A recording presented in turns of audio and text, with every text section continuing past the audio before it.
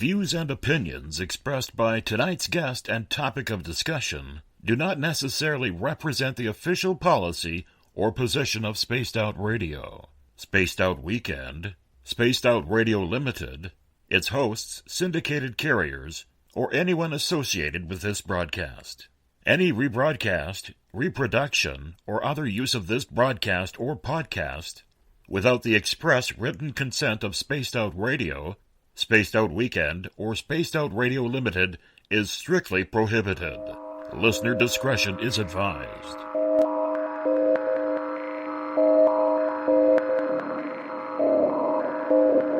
Hi there, this is Dave Scott, and I would like to invite you to listen Monday through Friday right here on Spaced Out Radio. 3 hours a night of the top stories with the top guests, ranging topics from UFOs to ETs, ghosts to Sasquatch, and everything in between. We are live every night, 9 p.m. Pacific, midnight Eastern. So come on in and take a listen at spacedoutradio.com. Spaced Out Radio will take you out of this world.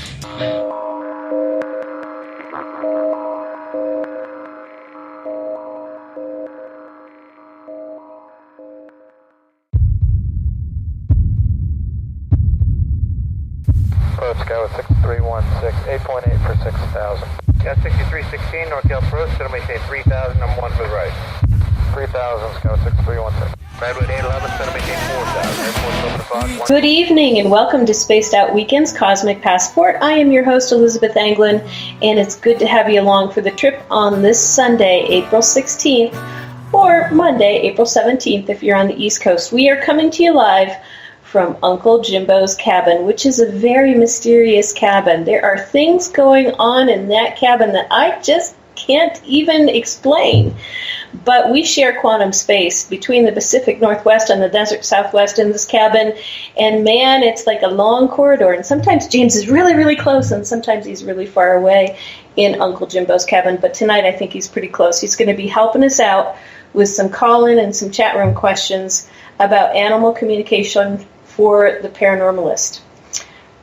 We are here, as we are every weekend, on spacedoutradio.com. This is Spaced Out Weekend, and we want to welcome in everyone listening on WQEE 99 Rockland in Noonan, Georgia.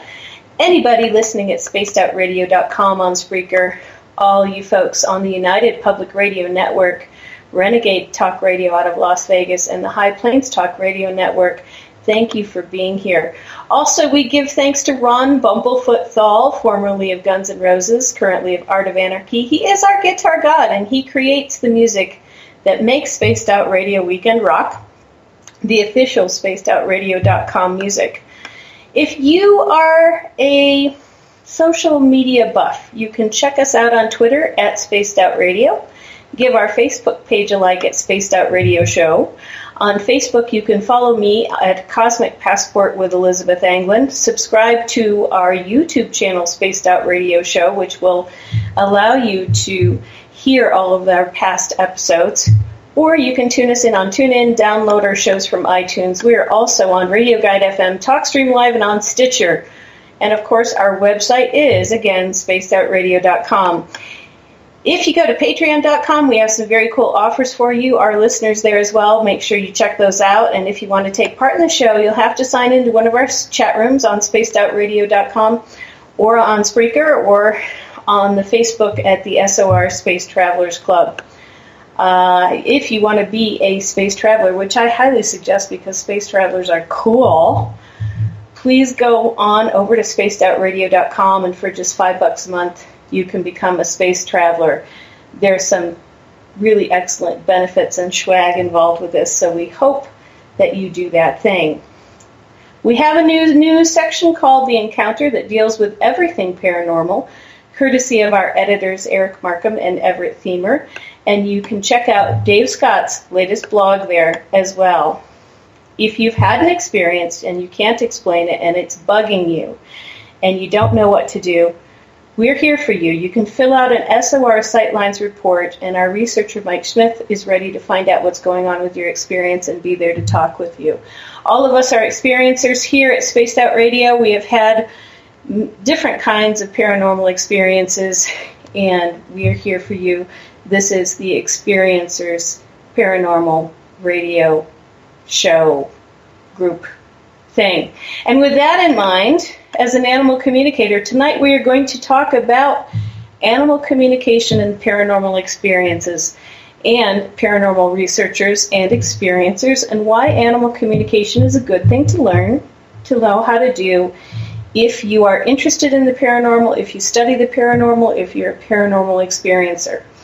Now, I like it because it's one of the first things that I learned how to do that was truly where I truly knew I was being telepathic, and where I truly had a way of validating information that was coming to me. Because I was working with a vet when I started doing this in 1994.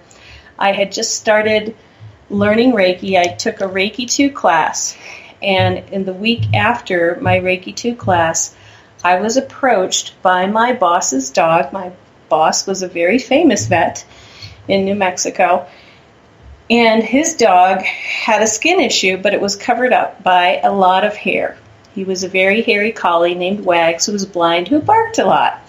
So in the course of Wags being the dog who called wolf, or who barked a lot, it was overlooked that he had a skin issue because he kept asking for help. But he was barking a lot anyway because he was doing the sonar location thing for his blindness. So his owner, the veterinarian, didn't notice that he was barking any more than usual. Well, I went in one day to feed the dogs at lunch while my boss was away at a racetrack, and Wags said to me directly in my mind, hey, put your hands on my rump, put your hands on my rump.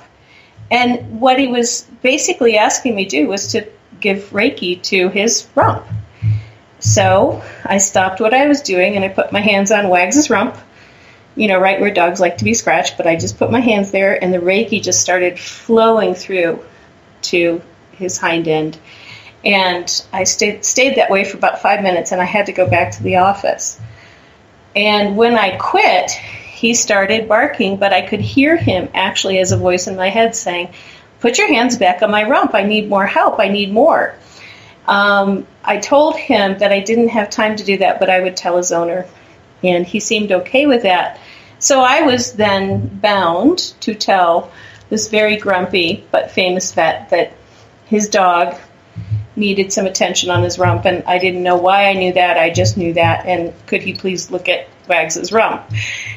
And he went home at night, and he did that thing, and then he stayed up all night tending to Wags's rump because Wags had maggots growing out of his skin.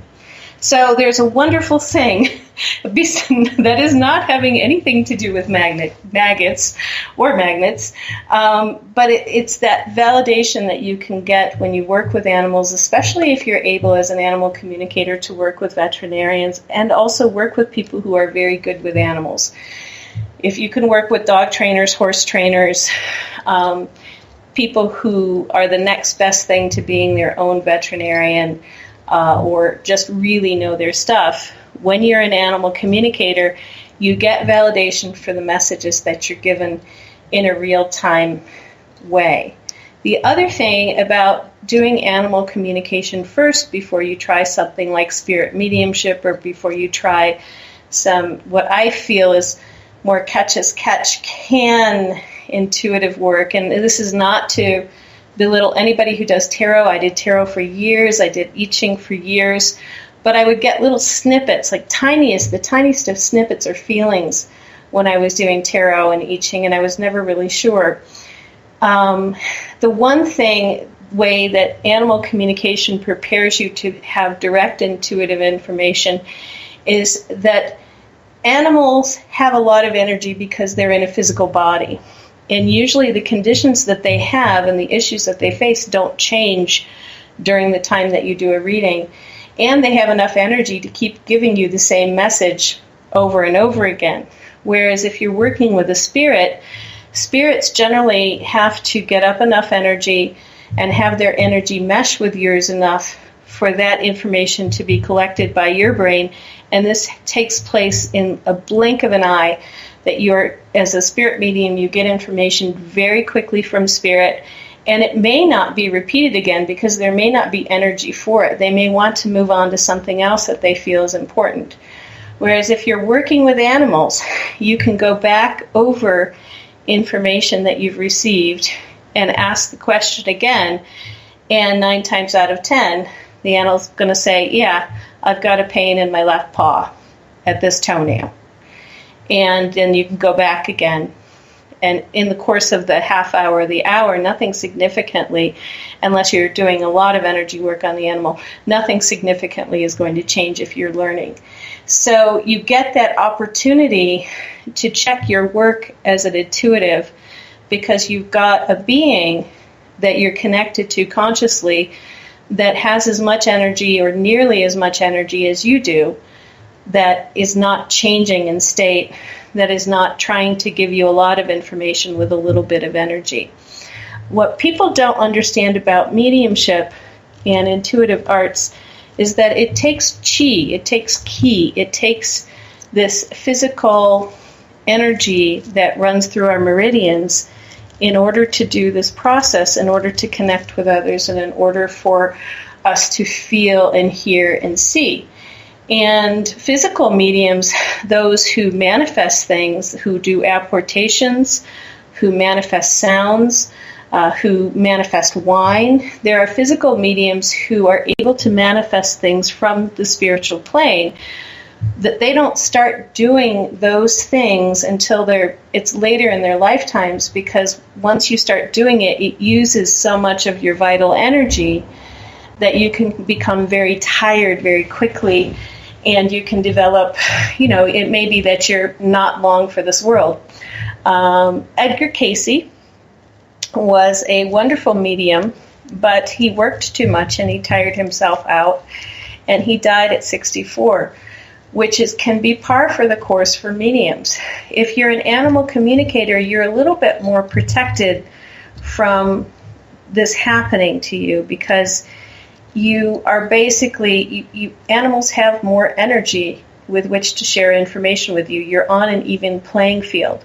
But when you're dealing with a spirit in the astral or the mental realm or above, it takes a lot of your physical energy in order to keep the mojo going. So that being said, I highly suggest animal communication for people who want to learn spirit mediumship, for people who want to learn how to check their own work, for people who want to find people who don't believe in the process. I mean, you can go to a vet and they may not believe in your process at all, but once you start showing results, a vet will not say that it was chance when you repeat your ability to show informational results. And what that means is when you can go in and point out all the places where different horses hurt, and what you see inside a horse's body, or what the horse is telling you about their owner. Owners and trainers and vets are usually good people who are not going to shout you down if you're telling them true what's going on with an animal. And if you can do it over the course of time, they're going to be likely to validate what you tell them. And if there's a question mark, and this is part of the thing that I do in my practice, if there's a question mark, I tell people, put that in a question mark box. Put a box around it, put a question mark by it, see if it becomes validated later. If you don't know that what I've just told you is true, please go check it. Please go check with the animal. Please go check with your vet. And please do it as soon as possible, because things will change over time. Information will change over time. So that's something that you can't always get if you're just doing the paranormal stuff. You're going to an historical site. Yes, they may have some records about who lived there, but they won't have records about everybody who passed through a place. And if you're working with anything to do with aliens, for example, you're not going to get any records at all about which alien species showed up in that place. It just ain't going to happen. But one of the things that you can do, for example, if you're working with alien events or families that have alien abduction, or somebody who has a UFO landed in their backyard, or cats are acting crazy, if you're an animal communicator, you can talk directly to the animals who have witnessed an event, or who appeared to be displaying unusual behavior around certain areas of a property. Or, for example, there was I can't remember who was on with Dave the other night, and he was talking about a horse that had, in the course of a training session, the rider had gotten off of the horse to go get a different bit or something for the headstall, and she went into the tack room, and by the time she got out of the tack room and back to the horse had suffered an animal mutilation. Now, if you had an animal communicator talk with that horse, you would be able to read information directly from the horse of how that mutilation happened, what happened in that case. Now, a lot of people don't understand this, and paranormal investigators don't understand this a lot of times, although spirit mediums do, is that consciousness is timeless. So in the case of animal communication, if you have a target time, if you have a target name of an animal, a target place, and a target time, you can have a communication with that animal at the time something happened. So an animal communicator can actually go back to that horse at the time the event happened with the mutilation and ask the horse, or look through the horse's eyes at what was happening at that time. What did the horse see, hear, feel? What were the sensations involved? What was the information the horse was getting about that event? Think about that for a minute. You can also get animal communicators from different places around the world to blindly, not talking to each other, look at an event and speak with an animal at that event. You don't want to do it all at once because the animal will be like, wait, who am I talking to? But you want to do it, gently and in succession, and look at the event just like remote viewers can do, and actually talk to the animal and say, yeah, I see this, this, this, and this, and then compare notes. Because I have had people do this with animals, and because I teach classes, I try not to have too many people talk to the same animal at the same time, because it overwhelms them. But it's something that can be done. And if you are a paranormal researcher, that can be a new way of researching an event that you have no idea what is going on. So I'm looking in the chat room tonight. So what we're going to do tonight, I'm going to talk a little bit more on this subject.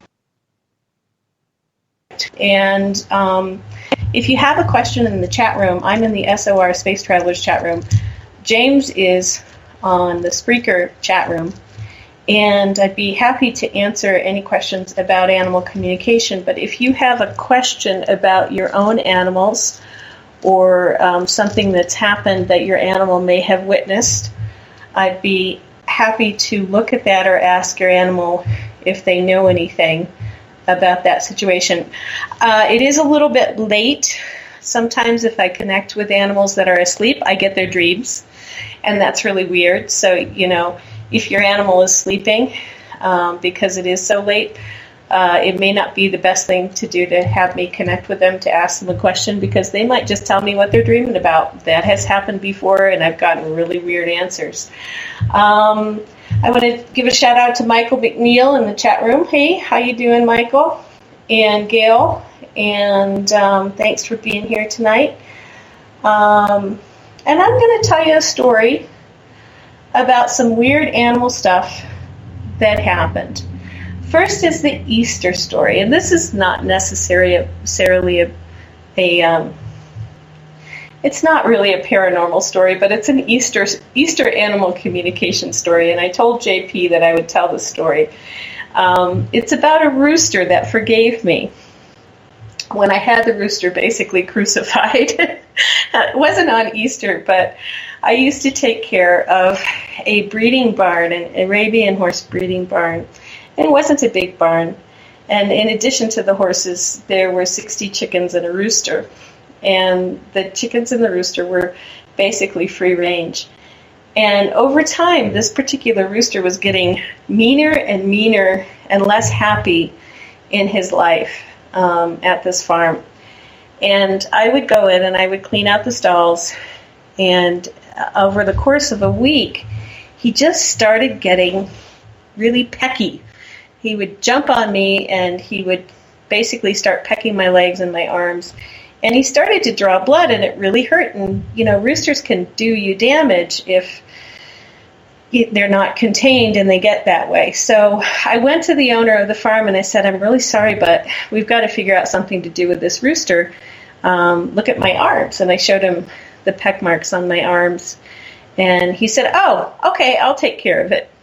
And I was not expecting this because, I was naive. He basically went out, he grabbed the rooster and took him to the chopping block and chopped off his head pretty quickly. I don't know how he did it so quickly. He just took him, picked him up, off with his head. And I was in shock going, oh my God, I just caused this poor rooster to be killed because I complained.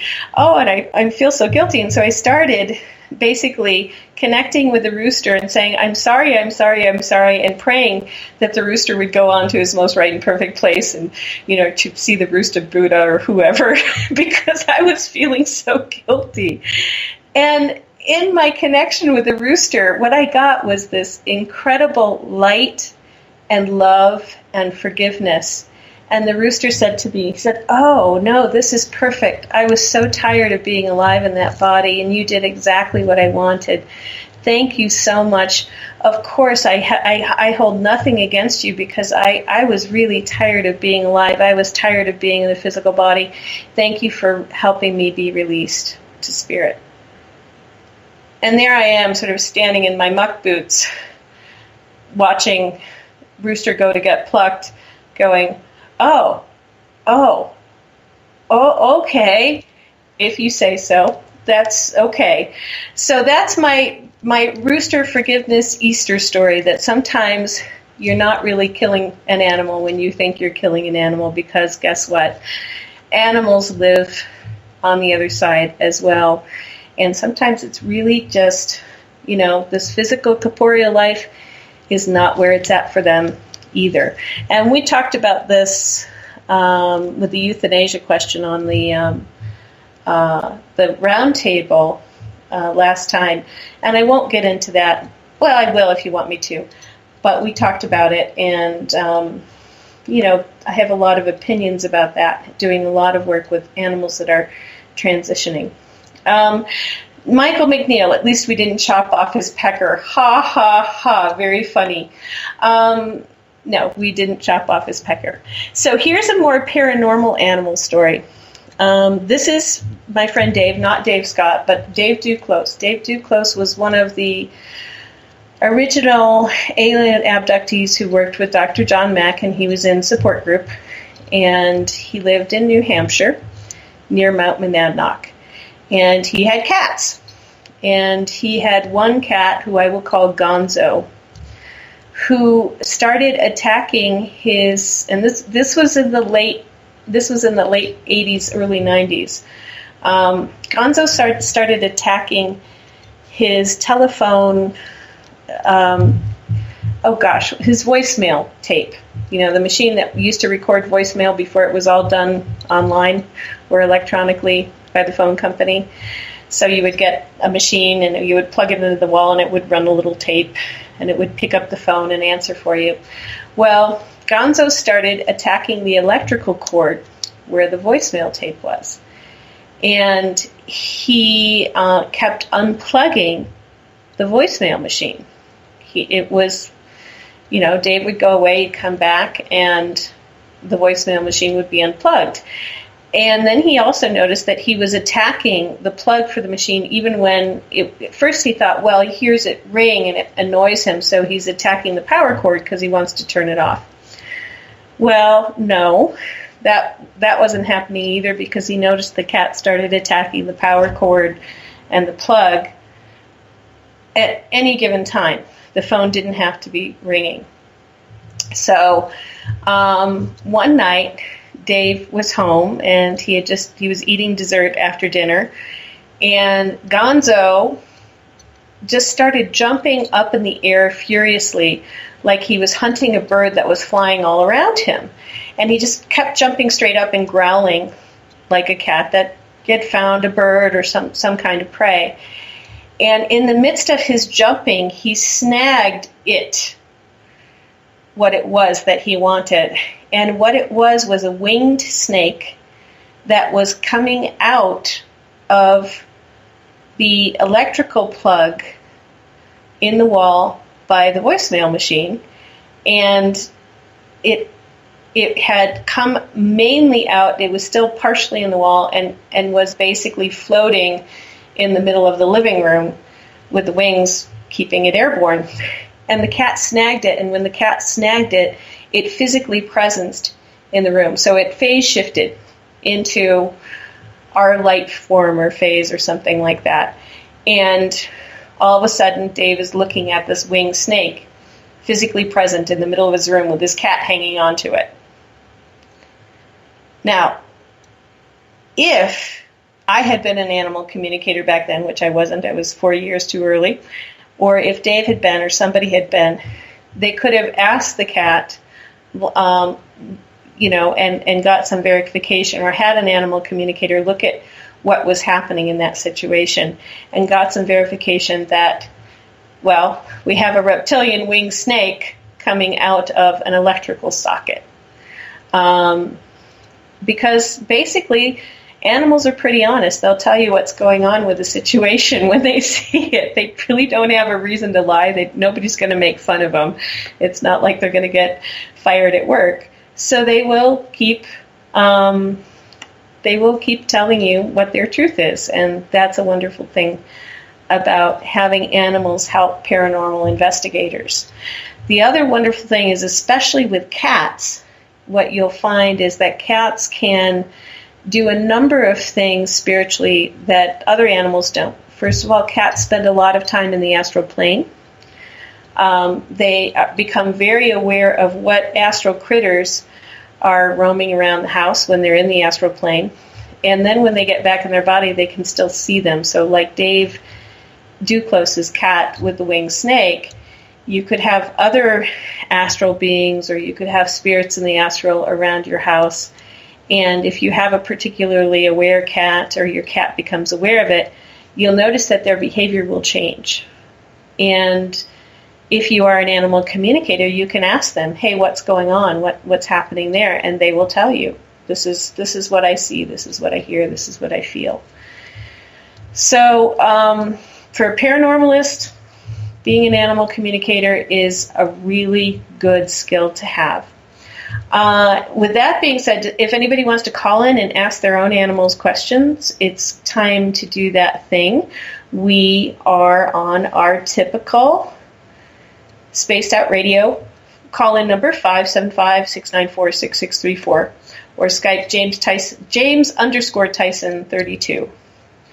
And that's James_TYSON32.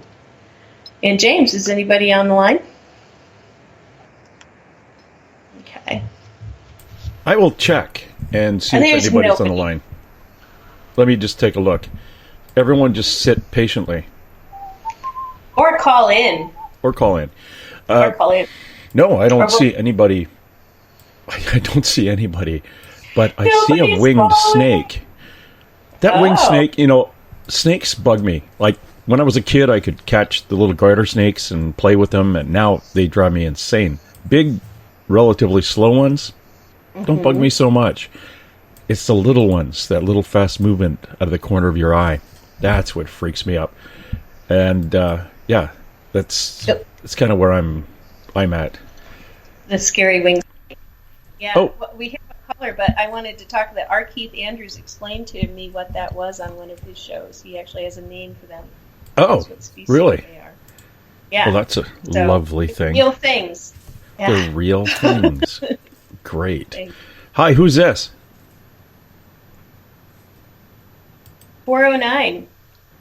Giddy up. Oh. Giddy up. 409.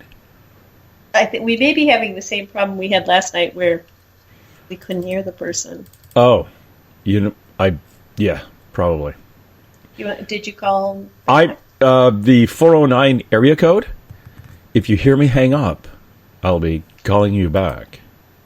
That would be me hanging up and now calling you back. Quick, so you hang up, Call has been forwarded to or an automatic it'll voice message. go to an automatic voice messaging system. And what happens is it's eaten by a winged snake. That's right. It's getting obstructed by winged snakedom. Call has been forwarded to an automatic my voice friend message. Tom, who is independently wealthy because he is one of the crew that invented voicemail. The swine. We Is cursed he him married? all the time. Yes. Is he? To Lisa. Damn it! Is he Canadian? Yeah, but he lived in the States for a long, long time. But yeah, Tom how do you say his last name? Elser. Yeah. So we just like, really, you're the evil man who invented that and makes us all just, have a heart attack every time. We can't get away from work because of you, Tom. He says, work? I don't have to work anymore. Yeah, thanks, you swine. Okay, I'm patiently and without throwing my computer system through a window, I'm trying to separate the phone number that called in. Actually, the person with the 409 area code, if you wouldn't mind calling back in again, we'll push you through pretty quick. And it's quick. Could you find a mute at all? It's if you are calling in via a dog doing animal communication, you'll have to find another format here. And what I'm going to do is I have discovered a way to fire this number into the system and hopefully be able to give you a call back here shortly. It's the system we use, and look at that. Here we go again. And that person is phoning, and I know if I click on this in a number of different ways, it will sometimes come through. Come on. Add to group call. Hello. It looks like it's still dialing us. Hello? Yeah, it does. Yeah, it's dialing and not communicating. You know what? Hang up. I'll give you a shout back right now. Oh, hello. Hello. It took a while. How are you? I'm fine. How are you? Excellent. Where are you calling from? I'm calling from Texas. No. Really? Yes, really. I've been there. I've had catfish. It was wonderful. I love catfish. Yeah. Yeah, had a bucket of it. Literally a bucket of fried catfish out on a porch, drinking beer in the hot sun. It was a great time. Oh, you can't beat that. Yeah. Okay, I'll let you talk to Elizabeth, and while I take a step back and stir my tea. Okay. All right, thank you. Yeah, what's your name? Paula. Paula, have we talked before? Yes. Okay. I can't remember because I had some anemia and I don't remember things very well now from readings, but I think I recognize your voice. And what was your question, or who do you want me to ask a question of? I want you to ask my dear sweet dog, Dallas, what his problem is. Okay, how old is Dallas? Dallas is 3.5. Okay, and Dallas is what breed, just so I know? He is a mix. He is pet and rat terrier mix. Okay. All right. Hold on.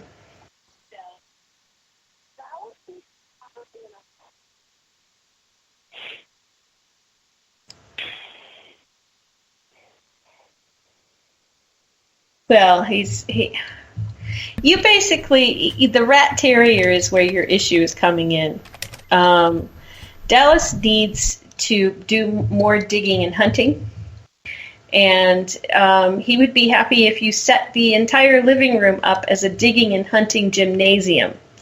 That would be happifying for Dallas. Hold on one second. And that's the first thing. He gets a little anxious when he doesn't feel like he's doing a job. Does that make sense? Okay, that explains. Yes. He needs to feel like he's doing a job or he's practicing to do a job. He wants to be of service, and the way that his breed was made to be of service was to dig and get rats. He needs a place where he can go and feel like he's being of service. Do you have a yard, or do you have some place he can do that? I have a big backyard, but he doesn't dig in it. Does he dig in the house with the rug and stuff? He did when he was younger, but he hasn't done that in a while. Okay. Well, but he's not acting right. Yeah. Well, let's look and see what his. I also will ask his guides. He's got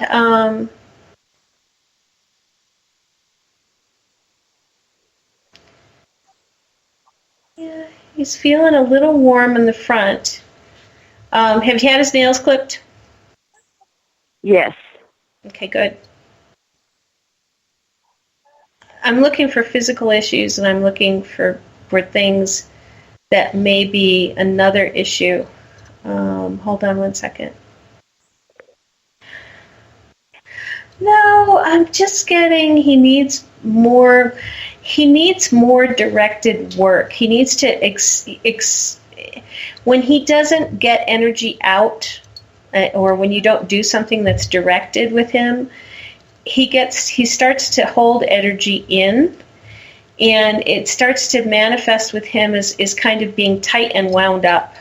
Like a person who's drunk too much coffee, Amanda, he gets tight and wound up, and he also starts to feel hot. And he gets tight in his shoulders, and he gets tight in his forelegs. He also gets some stomach discomfort. But if he had some directed play job stuff, some training that you did with him, or something that made him feel like he was getting energy out, he would begin to. He's not sleeping very well either. It's kind of like he doesn't quite know what to do with himself because he's not been directed to do any particular thing. Does that make sense to you? Yeah, it does. Yeah. Okay. So you got to find a job for him, and it doesn't really matter what job it is, but he's good at digging. But you find a job for him and reward him when he does it. He should do it about 20 minutes at least every day, some job, and tell him that he's helping you by doing it. And do you get him out for walks? No, because he has a doggy door, and he just runs in and out as he wants to. Okay. Yeah, he needs more direction and more time with you. So even if he's taking you for a walk, even if that's the 20 minutes he's taking you for a walk, that's helping you. He's just a worker dog. He wants to be of service, but he's not doing any service, and so he's kind of betwixt and between. You know, for certain people, he'd be a good service dog. But I'm thinking it'd be more like for a veteran, you know, somebody who needs to get out themselves and get moving. Do you ever throw a ball with him? Yes. He likes that. I mean, he does like that.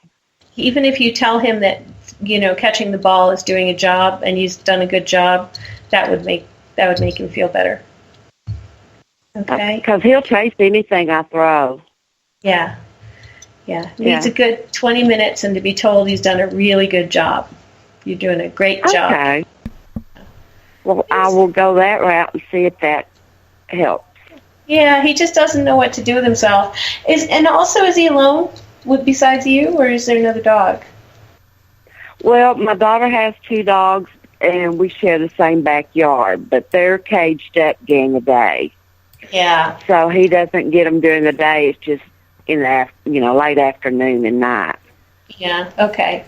Yeah, that's part of it too. It's can they come out and play, and they can't. Yeah.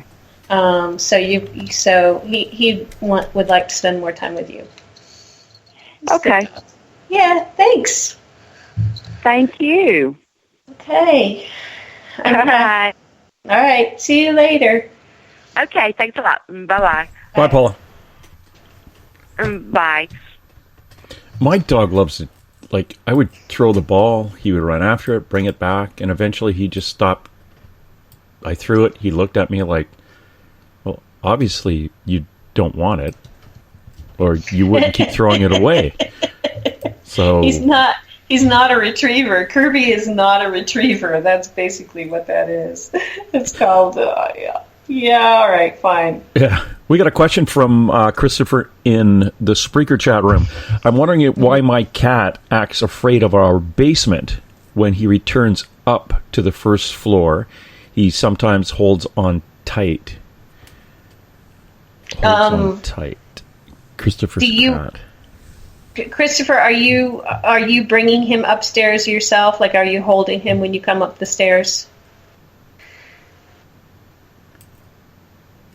And we'll wait for the response. Yeah. We'll wait for the response on that one, but just tell me your cat's name so I get the right cat.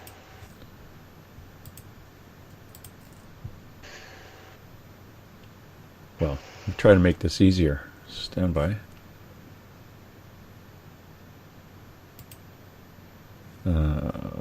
Okay. You know what, Christopher? Yeah, Christopher, I think someone in your house is using false fragrances.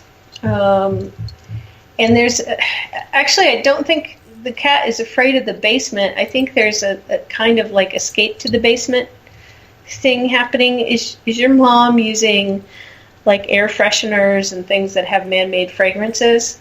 Because that's actually giving your cat a bit of a headache. Those things can affect different people and beings in different ways.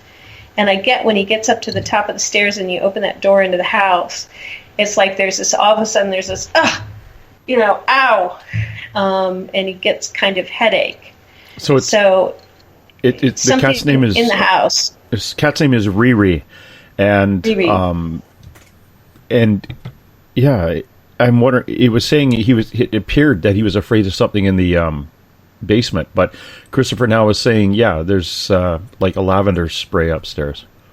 Yeah. So your cat gets headaches from that spray, and when it gets strong, he's actually taking refuge in the basement where it's got a more earthy, sort of normal, outdoorsy smell than in the house. And so when you're coming up the stairs, he's actually going, not that.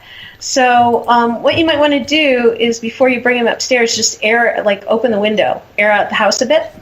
But there's nothing paranormal about it. It's chemical phthalate smell that gives him a headache, and he's sensitive to it. Cats are often sensitive to that, and owners don't know why they don't want to use their cat box. Well, because the cat box full of phthalates, is sometimes the issue. So your cat does not like phthalates, and they give him a headache. So interesting. Very, very interesting. Yes. And I see Christopher actually on Skype right here. Oh. Well, no, that's he was on Skype. Brought him up because I called him on Skype to see if he'd get on. He's now unappeared. He's disappeared from this Skype-verse here, and he's moved on to the other plane, which is Spreaker. Got it. Anybody else, any questions for your animals or any paranormal thing you want me to ask an animal about? So I like this idea. I had a horse that suffered a partial mutilation, and it had a triangular scar in front of its heart. It had a triangular cut that was perfectly made. And what I would like to see is paranormal researchers. So if you're in any of the groups out there, whether you're listening now or listening later, if you have a situation where you have an animal or you have a family have an animal that has a partial or even a full mutilation, feel free to give me a call. I'm at elizabethanglin.com. For that type of thing, for a mutilation, especially if you're a researcher, if you're in a research group, I would be happy to look at that because I'm curious about it, and I'm curious as to what might be found. And I'm curious, I have students I'll be teaching online starting in May, Animal Communication 101. And most of the students that I know are going to be attending are very open-minded. So if you are, interested for paranormal reasons, feel free to come to class. Hi. Who's this? Hi, my name is Sandra. Hi, Sandra. What's your question, or who do you want me to talk to? Can you talk to a cow that's deceased? Sure. I love cows. What was the cow's name? Cindy Lou. Cindy Lou. And around what date or what time what do you want me to look at with Cindy Lou, or do you want me to bring her in as a spirit? Well, I'd like to see how she's doing. Okay. She died probably about 2009. Okay, hold on. Cindy Lou is kicking it up. She's got a really nice field with a lot of clover and dandelions in it. That's her heaven. And she's kicking it up, and she's not very heavy. She's about the size that she would have been as a young heifer. And she feels light, and she feels free. She's showing me something around her neck. I don't know how she died, but there's something around her neck area, under her chin. Did she get hung up on something, or what happened there? I actually don't know. I kind of lost contact with her. Okay. So I don't know. I just felt kind of close with her. I know it sounds strange, but... No, cows are really sweet. She was... Yeah. I feel like she got hung up on something and might have twisted her neck, or something might have happened there. It's not a typical, like, they sent her to a slaughterhouse. It feels like a neck injury. No, she wouldn't have been sent there. Yeah. She was in a safe place.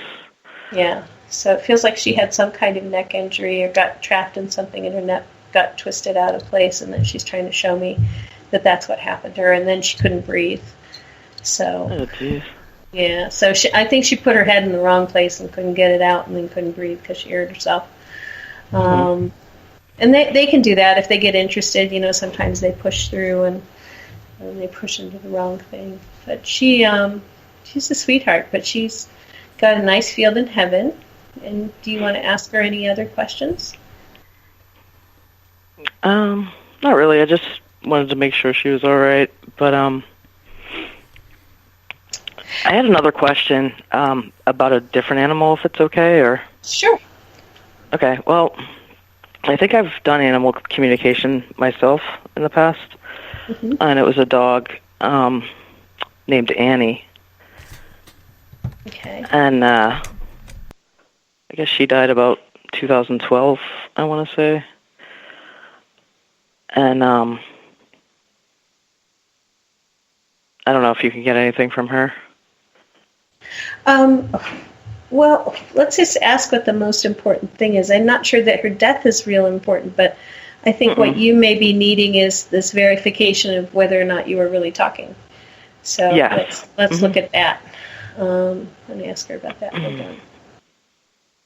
Oh, she said, yeah. She said once you got it, you really got it. She's saying like there was a period of 6 or 8 months when you really hurt her, and she was like, it was the coolest thing ever. You really hurt me. And she's so she's just giving you a big, like, for her it's not paws up, it's like she's jumping and all of her paws are off the ground, like, yay, jump, jump, jump. But it was, for her, it was very it just gave her joy that you would get it. Like, she would think something at you and you'd look at her and say, did you just say da-da? And she'd be like, yeah. Yeah, you got it. So that's funny. I mean, I really heard her loud and clear. I've never had that with any other animal, so I guess that was just a one-time deal, or... No, you have the ability. Everybody has the ability, but she was the one who was able to show you that you had the ability. And if you wanted to learn to practice, it wouldn't be hard for you because you have had some experience, direct experience already. But she loved you, and she had a lot of energy when she was around you, and she felt good when she was around you, and you had a good energetic match together. So it was. That was kind of what I heard. Yeah, that's funny that you picked that up. Yeah. If she'd bite other people, well, she wouldn't bite them, but she'd be snippy with them, and she liked me. Her owner noticed, that she responded well to me. Yeah, she has the problem I have is I'm always, giving telepathic directions in the car, turn left, and nobody hears me. So you were the one who heard her. Nobody else could. So she'd get snippy with people because she's like, oh, you're so stupid, Yeah.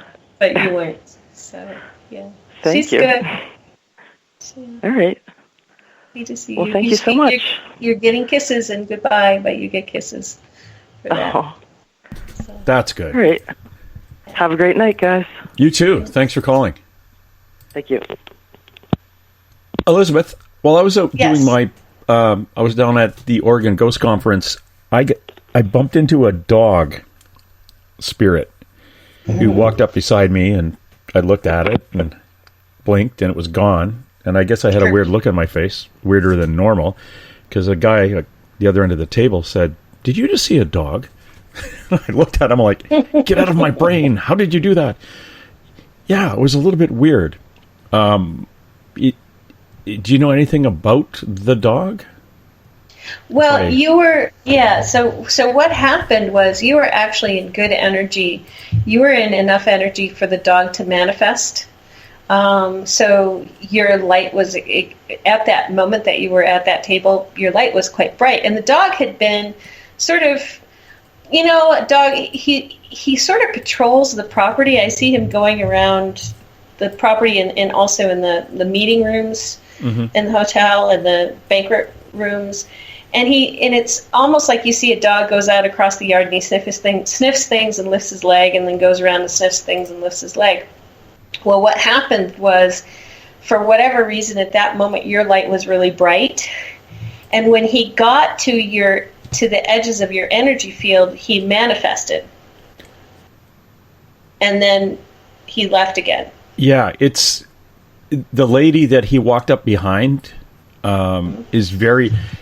We were up to our yin-yang and psychics. Everybody in there was a glow-in-the-dark psychic, well, basically except me. And he walked up behind a lady who was crazy good at this stuff. And that kind of threw a loop to everyone because people started seeing that dog. A lot of the other psychics were seeing it poking its head around corners, and it was kind of cool, very, very cool. Yeah, he just patrols the property, and it's like the inside is like the outside. He just goes around and he sniffs and he makes sure everything's okay. But for whatever reason, at that moment, there was just a lot of light right there, and all of a sudden it was like, whoa, there's this manifest animal. Elizabeth, we have another caller in really quick here. I know we've only got like 2 minutes, so caller, where are you calling from? Hello there. Hello. Hi, it's Heather. Oh, hi, Heather. Hi, Heather. How are you?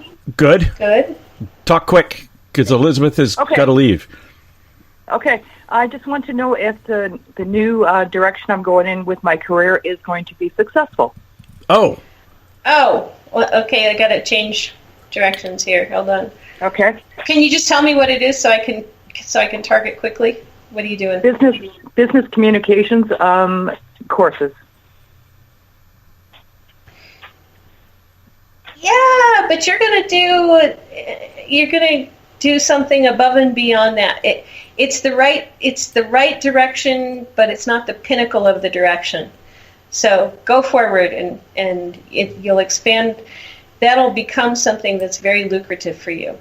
Well, that's what I thought too. Yeah, real estate is in it as well, I think. Yeah. So go forward with that. That's going to turn into something. You're going to make that into something really good for you. That's awesome. It's exactly what I was thinking as well. Yeah. Oh, all good. Thumbs up. There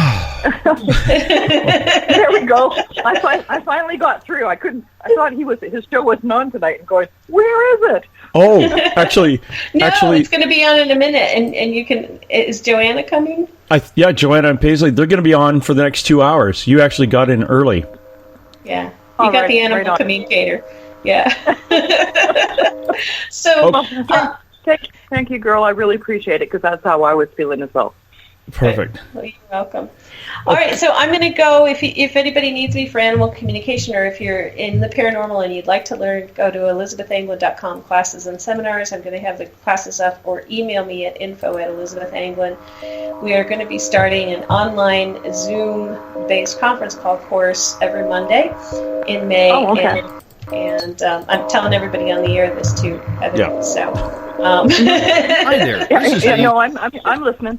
Okay. So, and I'm going to let the two mediums in the large get on with it. And thanks everybody for listening. And the large keeps turning off and on the your extra intro because, of course, you can't hear it. But off we go. Thanks, Elizabeth. Thanks, Heather. Thanks, Elizabeth. Thanks, James. You're welcome, miss. Take care, kids. You too. We'll be back with more from me and two mediums at large right after this.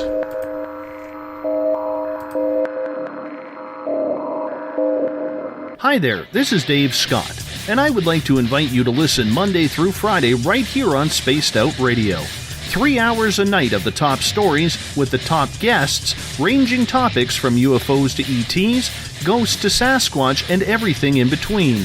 We are live every night, 9 p.m. Pacific, midnight Eastern. So come on in and take a listen at spacedoutradio.com. Spaced Out Radio will take you out of this world.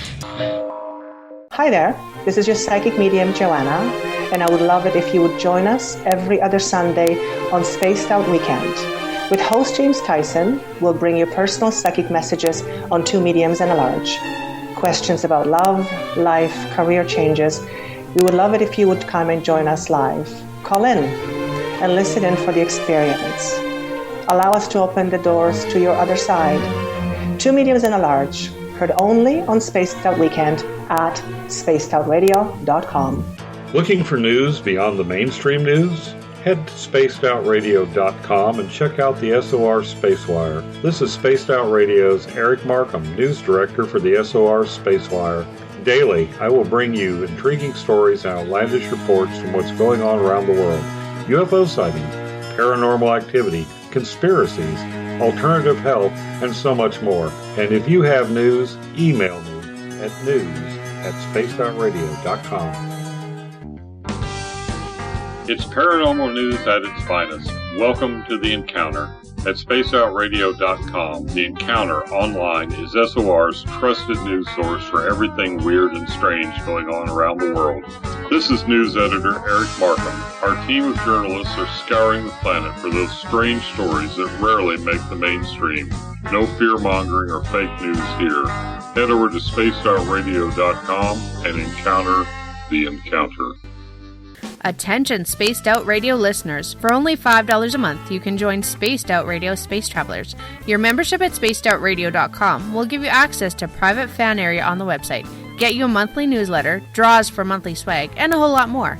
Sign up today to become a part of the Spaced Out Radio experience. The third Monday of every month, Spaced Out Radio is going to bring you a different look at everything paranormal.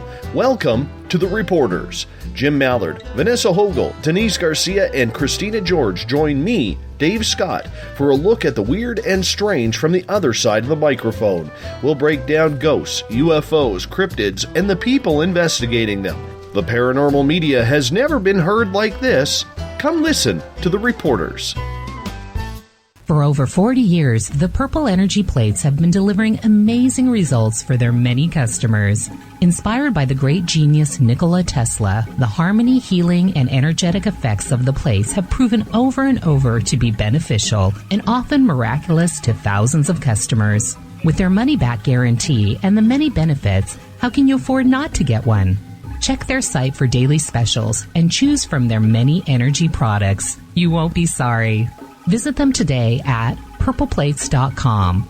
for mind, body, and spirit. And expect a miracle. Patrolling the Pacific Northwest, we are always on the lookout for the strange and unassuming stories that real people are experiencing. Hi, I'm Vincent Zunza from Pacific North Weird. Me and Alexandra Sullivan have teamed to bring to you those odd stories that never seem to make it into the mainstream. Stories so weird that will leave you scratching your head wondering, is this real? It's as real as it gets with Pacific North Weird. You can watch our videos right here at spacedoutradio.com.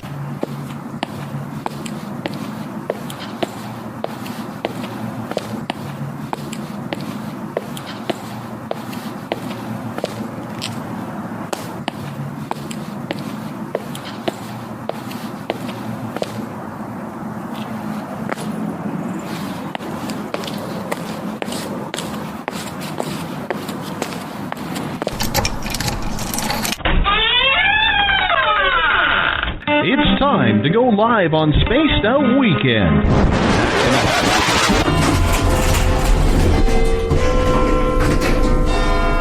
13, please. Oh, hi, Kevin. Oh, is that the time? Kevin, my friend, don't you find that watch just a little bit loud? Well, I certainly hope our buddy Bumblefoot is playing when we get there. Oh, you stinky big bundle of hair. I said Bumblefoot, not Bigfoot. Oh, it's going to be a long night. It's time to head to the 13th floor of the old log cabin for Spaced Out Weekend with James Tyson. You can tweet James at James Tyson SOR. You can find him on Instagram, Spaced Out Weekend, as well as on Facebook. On YouTube, our channel is Spaced Out Radio Show, and you can check out our website, spacedoutradio.com.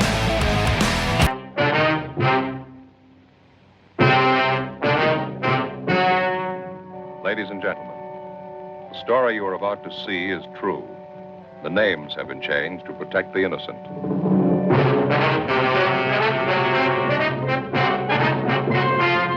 And now, perched high in his captain's chair, way above the clouds, here's James Tyson.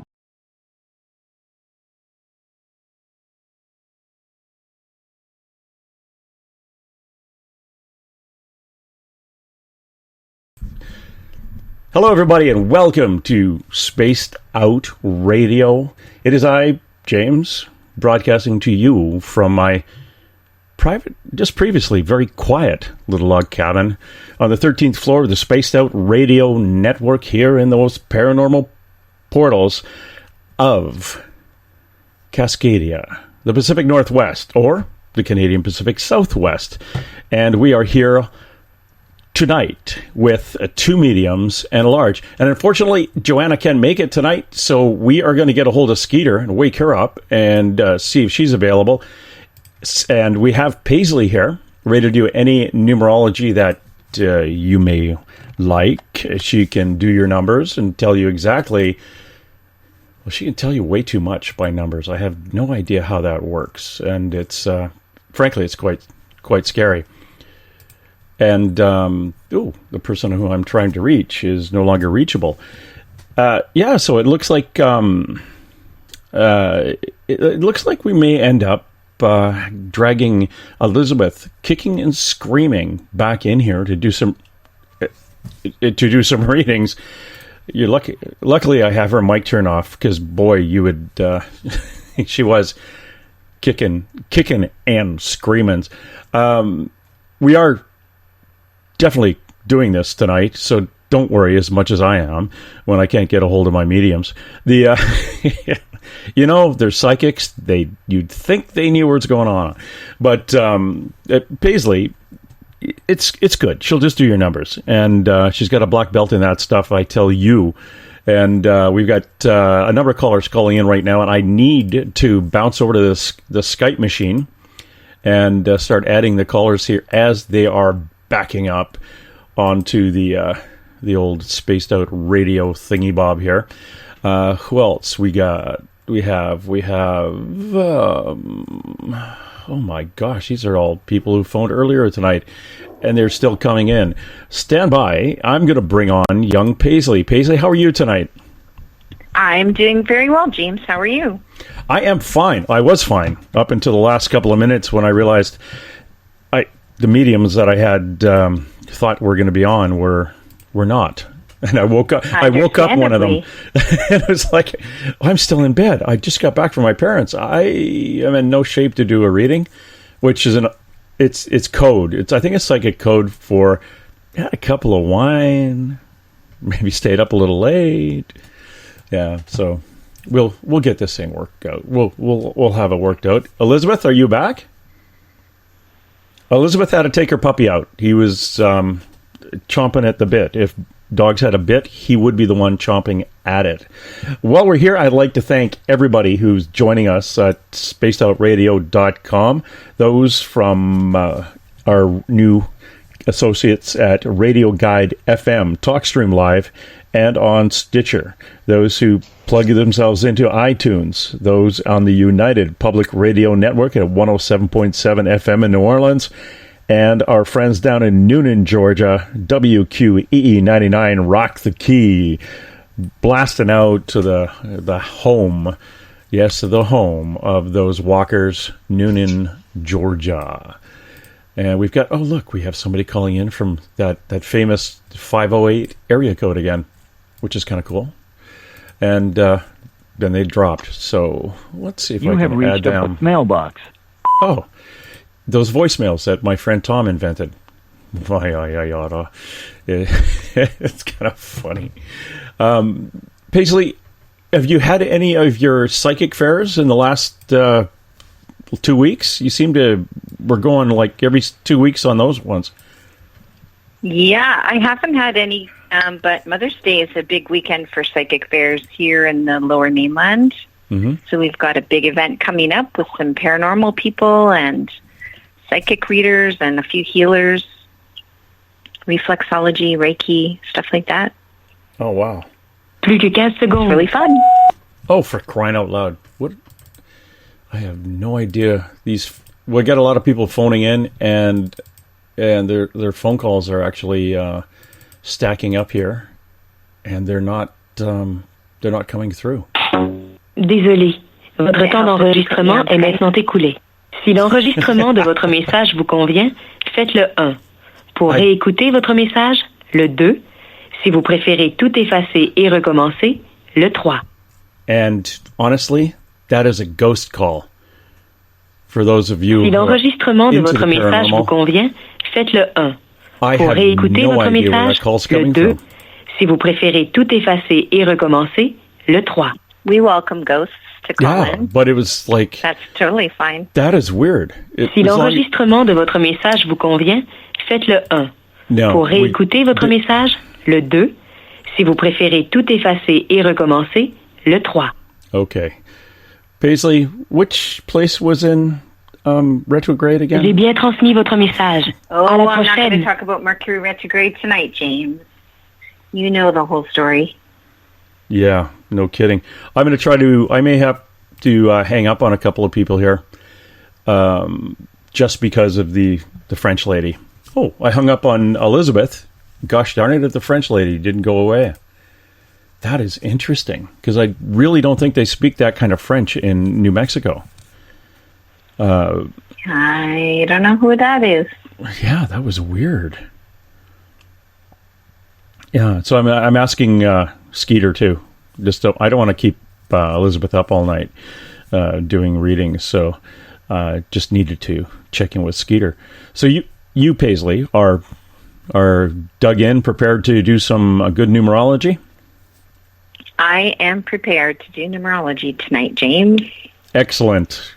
Because you were kind of good at that. Oh, now my call failed to Elizabeth. This is funny. Hi. That's okay. Elizabeth, your phone all of a sudden started talking to us in French. Oh. No, it was real French. It wasn't... Oh. Pig French. Wasn't New Mexican French. Pig French? You say it was pig French? Pour la portée. Frappe la... Yeah, oh my God. Frappe por la porte, s'il vous plaît. Yeah, I had to hang up on you. That was weird. Yeah, so I got a hold of Joanna. She is in no condition to do her reading. She's in bed and thought it was Skeeter's night. So I'm now going to get a hold of Skeeter, who's going to tell me she thought it was Joanna's night. And as I said, psychics, you know how that works. You should know all this stuff, you psychic people.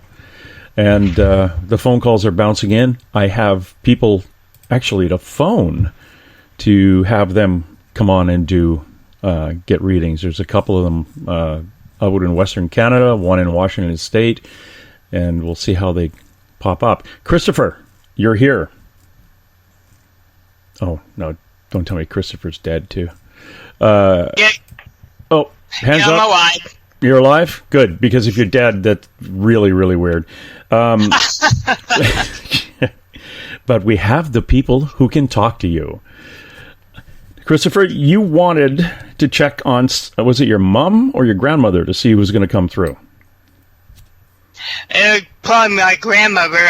It could be me or Elizabeth Guys. We both have French ancestry somewhere. Oh, it was one of those. Yeah, it could be my grandmother coming in. Or hers. I would like to find out. Oh. Yeah, it was, okay. That would be interesting. So, do you want to know which one it is? It is your grandmother. Yes. And she just has a very calming and fluid, and she's just giving you an everything is a-okay. Everything is going fine. Don't expect any obstacles. And did you listen to the manifesting show last night, Christopher? Yes, I enjoyed it thoroughly. Okay, so sometimes what happens with you is that you imagine obstacles, you imagine rocks in the stream, and she says there's actually no plan in spirit for those things to be manifest. So she wants you to imagine your pathway as a gently running river. It doesn't have rapids. It doesn't have big rocks in the way.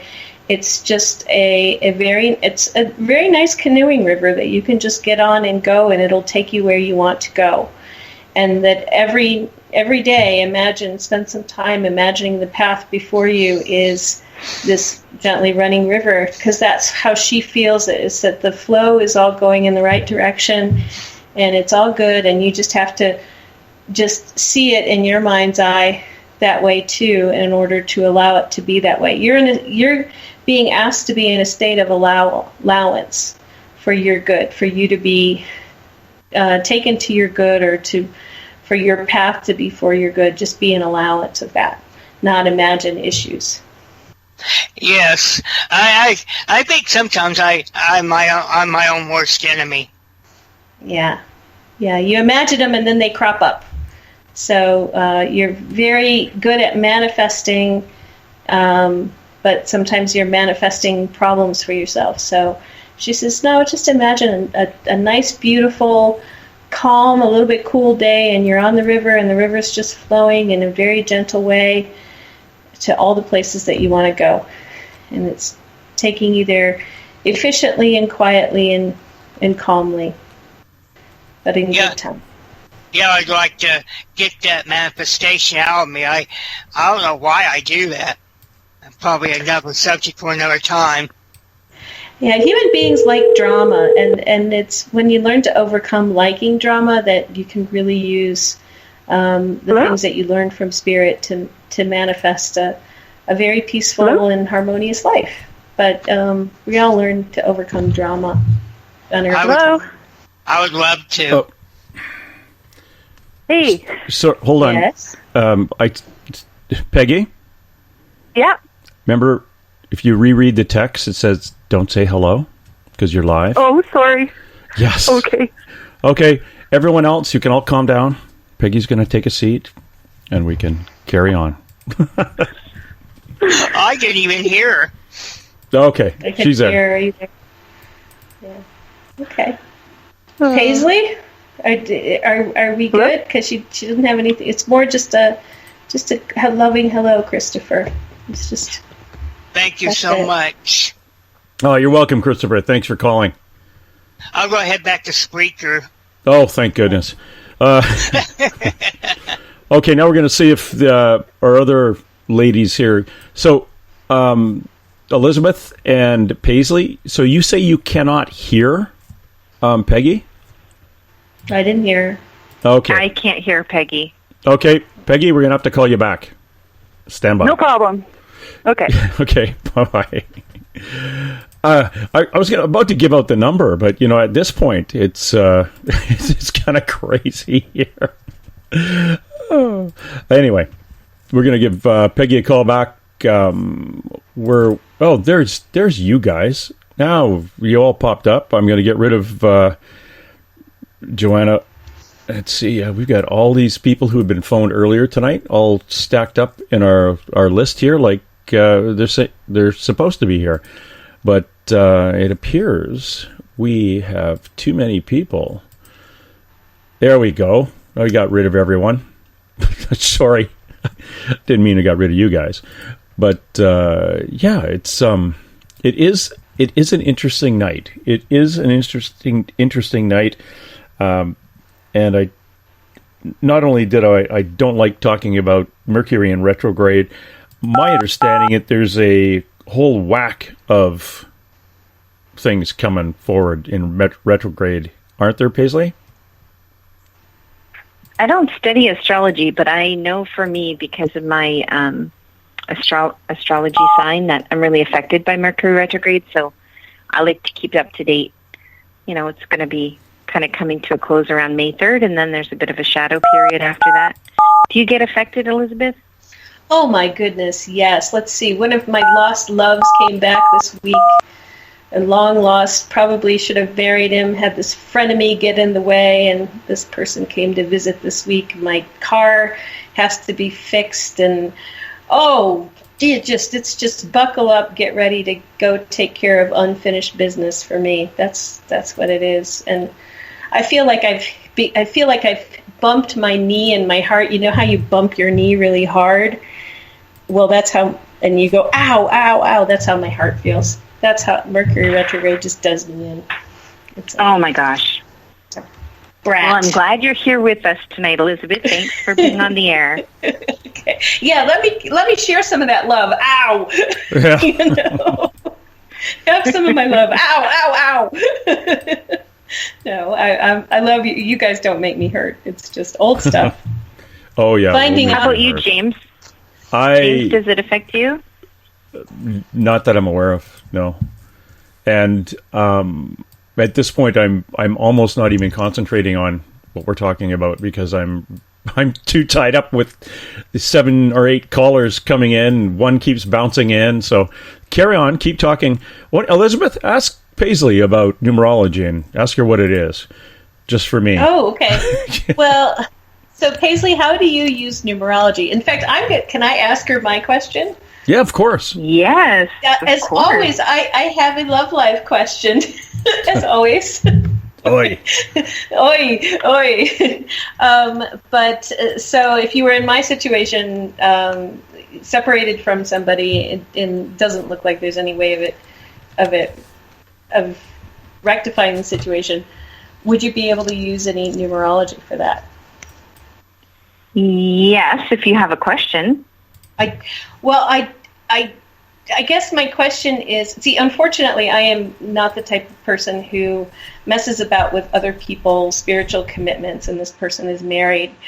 But I'm wondering about the numbers on the relationship anyway, because, I'm evil and I'm human and I'm curious. But also, like, you're in relationship with that person, even if they're married, like, you have a relationship with them. It's just not an intimate one at this time, right? Exactly. It's like some kind of very bright feeling, like soulmate kind of thing, or twin flame, but it's can't really do anything about it. So yes. Did you want to tell me your birthday on Skype, or did you want to just tell me on the air your birthday? Oh, people have heard it before. It's 1/11/66. Okay, and what's the other person's birthday? 11/23/69. Okay, and before I even ask you the name of the other person, was the person previously not able to expressly communicate feelings properly? That's a possibility, but there were people who got in the way. People who actively said things to dissuade the other person, and then said things to me to that were not true. Like, no, I haven't seen that person. I don't know where he is. And said similar to him about me. Right. Oh. And what's the first name of the other person? Ed. Is it Edward? Yes. Okay. And what's your question about this relationship? Are we working on finishing it, just coming to terms with it, grieving it, or is there something in the future, somewhere down the line? Part of the reason this person is in your life is because you're here to heal that person, and they're here to inspire you. Okay. Does that make sense? I'm not sure how I would heal that person, but okay. Hi, sorry I missed your call. Please leave. Sorry. No, you're here to, you have something to offer them, to teach them. Okay. And so the healing would take place by you, easily teaching them something. That does make sense. And they're here to inspire you. Okay. That makes sense, because I can see this person inspiring me to do more work toward understanding, applying science to the UFO phenomena. But I also see myself opening the person up to really thinking about science in a more open-minded way. Like, it doesn't have to be the thing that says, well, this is what reality is, so you can't study that. It can be the method that you use when you just observe something and you don't know why it's happening. Right. That makes sense. So also the communication style that you have in a relationship with this person is not always on the same page, I'll say. Mm-hmm. And so communication with this person, even when things are going really smoothly, for you would be, communication would be rough for you, because you could experience a lot of frustration in not being able to clearly communicate what it is you're trying to say, because it doesn't come like the way the person receives what you're saying isn't what you were meaning to communicate. Yeah, I feel like I have to back up a lot and go back to fundamentals. Like I will say something, and I've already been through all the steps toward getting to that place. But with this person, I feel like I have to back up and spell it out. If you can accept that A is true, then can you accept that B is true? And if you can accept that B is true, how far of a leap is it to C? And if those are all givens, then, it's like I have to do a theorem proof. It's like, really? Right. Really? The answer is yes, really. Gosh, darn it. So that's not going to end anytime soon. All right. Well, that'll make me become a better communicator. Yeah, and also this person is really sensitive to be hurt by other people and what other people say or what other people don't say. Okay. So were they aware that when they asked about you or you asked about them that the other person was giving wrong information? Did they find out about that later? We found out about it later because we talked to each other, but that same person gave me wrong information like years later. That the same person told me that he was married when he wasn't. So that's good information for you if you have an individual that's not able to speak their truth. Mm-hmm. You know, that's really good information going forward. Is to ask the person. Well, just that the history shows you that when you ask them, they don't always tell the truth. So just having that under your belt, that's good to know, because then you may want to stop asking them. Or you may want to say, I'm going to ask them and really read them because I want to make sure they're speaking their truth. Well, the person that did this, I'm 2 steps from, I actually want to strangle her, but I think I'll just basically not talk to her very much anymore. She's still a friend. I thought she was a lifetime friend, but after having this conversation, the conversations of, really looking at what happened and what she set up with him, I'm like, wait a minute, that's not somebody who's in your corner.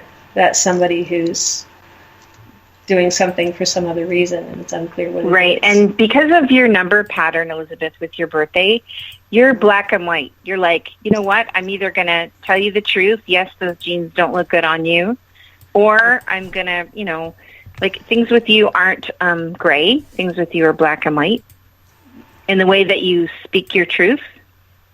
So you put it on the table.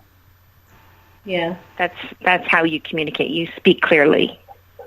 Yeah, I speak directly. It's true. Cool. Okay. All right. Feel better? Anything else I should know? Well, yeah, I don't have to kill that person who did this thing, but man, I've been wanting to strangle her all day. Well, sometimes a really good resolution for that is to, say a couple prayers that they get what they need. Yeah. Yeah. Oh. Okay, we have Peggy now. Peggy? Hello. Hi, how are you? Hi. Good, how are you tonight? Excellent. Peggy was going to get in last time when the primary fuse in the old log cabin here blew up and we couldn't get broadcasting, so she's here tonight. Peggy, do you have a question, or would you like a numerology reading and a bit of a reading from a psychic? I have a question we could start with. Sure. Okay. I moved to Grand Prairie probably 4 years ago, and I'm in a transitional position where I could move, leave, do something else, but I chose to stay here for another year, and I cannot tell you why, and I'm curious, is there a reason why I keep having this feeling to stay here? Is that obvious to anyone? I'm going to refer that one to you, Elizabeth. I can do a little bit of intuitive information, but do you have your cards handy?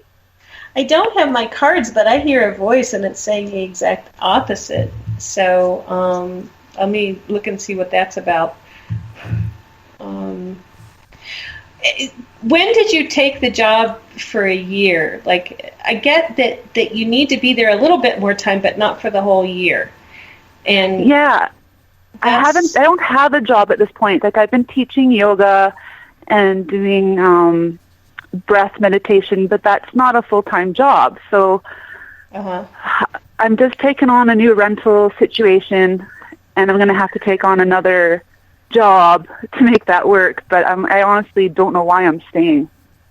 Well, I hear that it's leave, but I think the timing is a little discombobulated with your rental situation.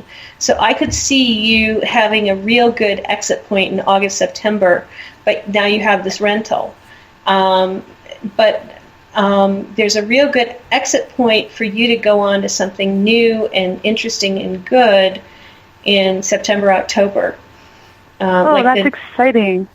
So, but I want you to keep your eyes open for it. I want you to have what I'm feeling like I need to tell you is have your eyes open for the move, even though it doesn't coincide with your rental. Well, my rental is month to month, so I just feel like this rental is an exit from the situation I'm right now, so I can move, recollect myself, and then exit to something else. So it's kind of neat that that's okay. Yeah, so I was hearing like go, leave, but no, not this month. I know, I hear it too, because I'm like, okay, I hear this go, but not yet, but what? Wait, go, but stop, but wait, but go. Yeah, very confusing messages, yes. But that's what I get. I get that it's that the rest of the universe is catching up with the situation, and things are really going to come together around about September. And okay. You'll be is it going to be obvious, or is this something I could miss if I'm not paying attention, or do you have a location where? No, I don't have a location yet, and I think that's meant to be hidden so that you don't overthink it and try to make it happen. So I think that the arrow is lined up with the target, and you're doing the right thing. So I'm going to give you a thumbs up on what you're doing so far, and keep going in that direction. Because you were okay. Okay. Okay, good. Yeah, because that was thank you. Yeah. You just like winter at 40 below and mud. So that's the only reason you're staying in that part of the world. And guys who work on oil rigs who need to do yoga. Yeah. Where are you from, Peggy, originally? I was born in Fort McMurray. Okay. And I grew up. My youth was basically in the lower land of BC, and then most of my adult life was growing on Vancouver Island. So I'd really like to get back there one day, but I guess we'll see. It's going to fall into the sea anyway. Yeah. Yeah. But yeah, you with the type of energy that you're looking for in your life, you should be closer to larger trees than you're at. I agree. Yeah, and maybe moving water. Stick to the moving water. Yeah. Yeah. But with the type of job that you're doing, you could do it basically anywhere. All you need is a wooden box and some sunshine. Pretty much. Like I said, it's not going to meet my financial needs, so I'm having to get a stupid job, I like to call it. I would say worse, but I can't. I'm live. A muggle job. But we like to say muggle job. Yeah, you got to get a muggle job. Yeah. I'm going to need to take on a muggle job for a while to make this work, and that does not excite me. But it's it's learning experience. You will make at the muggle job, no matter what it is, you will make contacts with people, and you will interact, and you will learn, and they will learn. Fair enough. So it's all good. Fair enough. All right. Well, I have another question. I have 3 horses, and I don't know whether if their journey is best with me or if I should look into selling them. Oh, Elizabeth can actually talk to your horse. Oh, yeah, two with you, at least one with you. I'm getting 2 with you initially and 1 sold. One will have somebody. There's somebody that you know that likes one of your horses, or will. Yes, I do. Yes. And that horse would be happy to go there.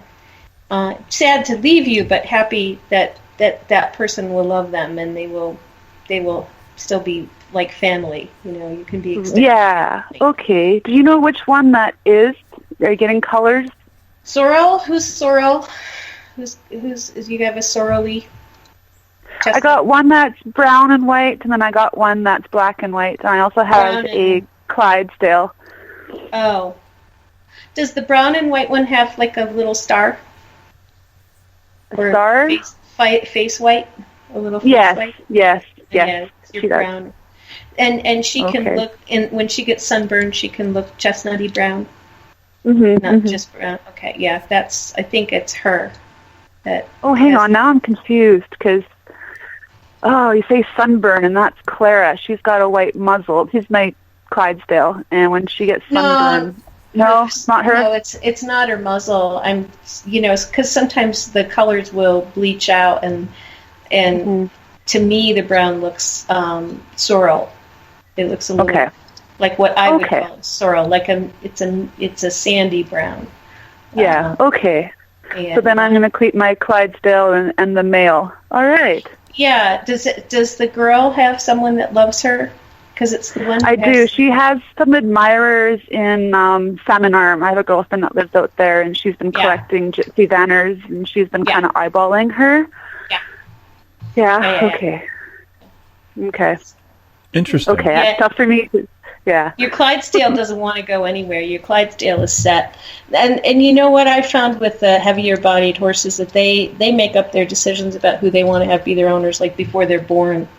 And that's just the way it is, no matter what's going on. So your Clydesdale I feel that way set. too. Okay. And am I going to financially be able to support them? Because that's my biggest concern, is providing a good life for them. You're going to have to find a new place for the black one, but you've got some time to do that. You've got a couple of years, and I think it'll be a male person, but for that one, but it'll become more clear at the time.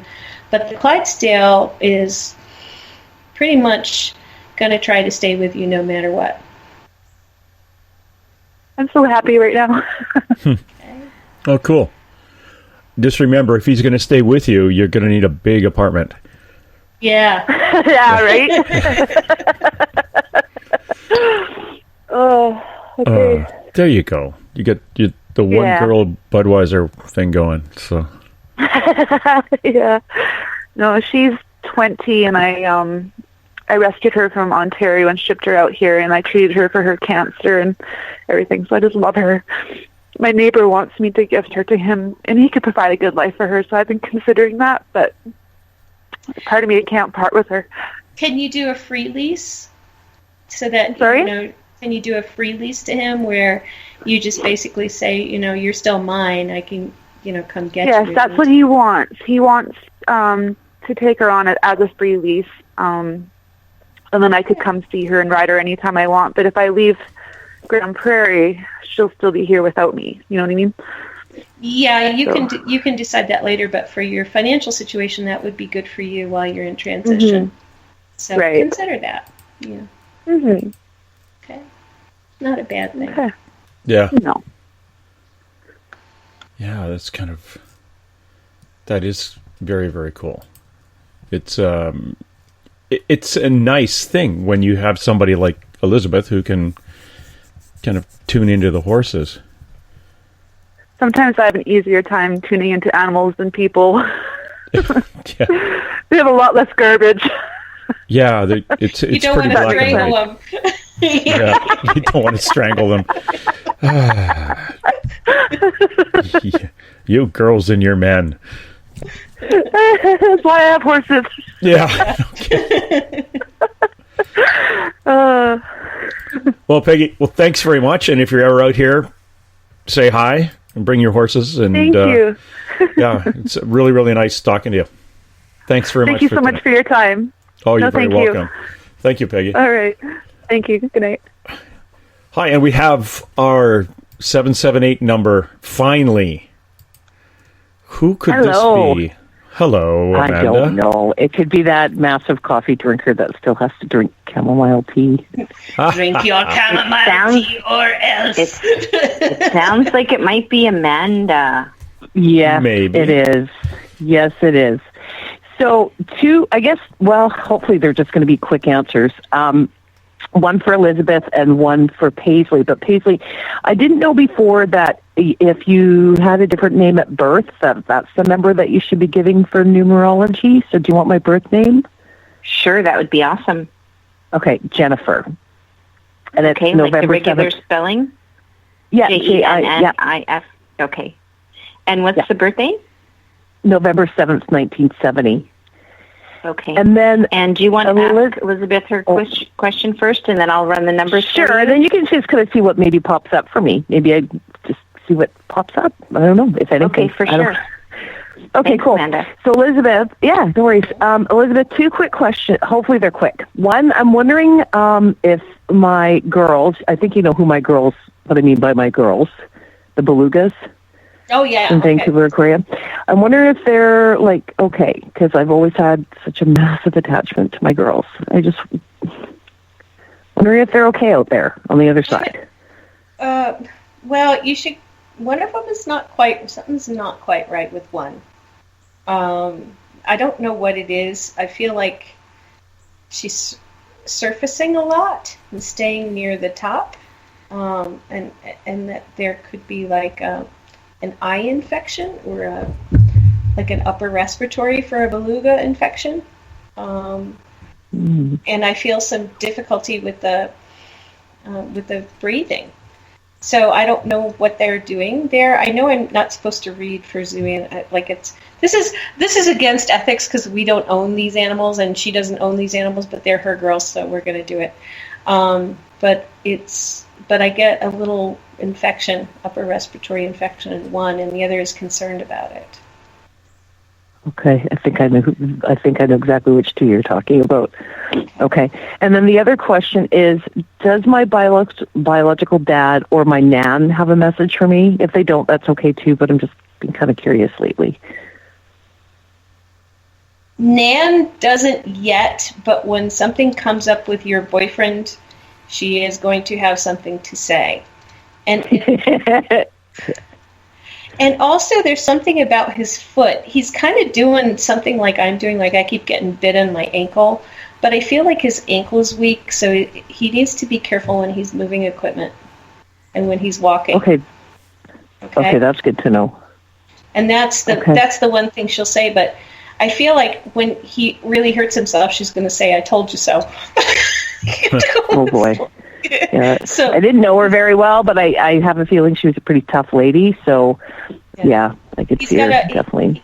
He's got to watch. He's got to watch where he's walking, where he's stepping, where he's putting his foot.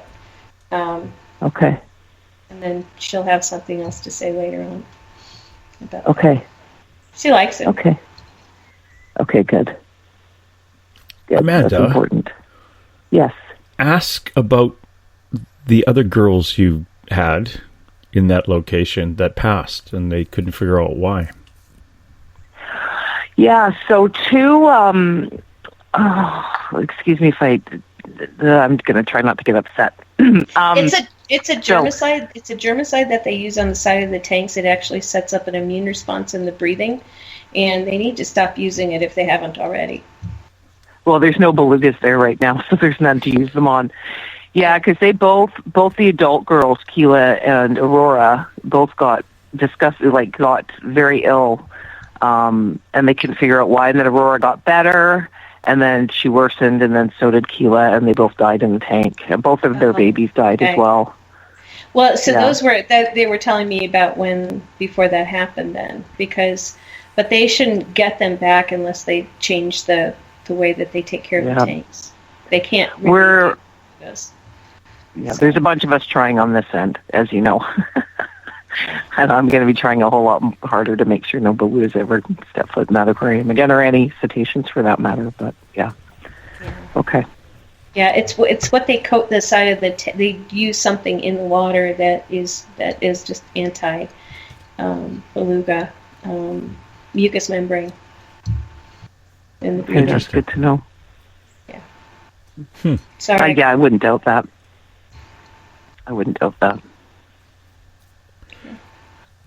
So we Not could fix all this. Place to be.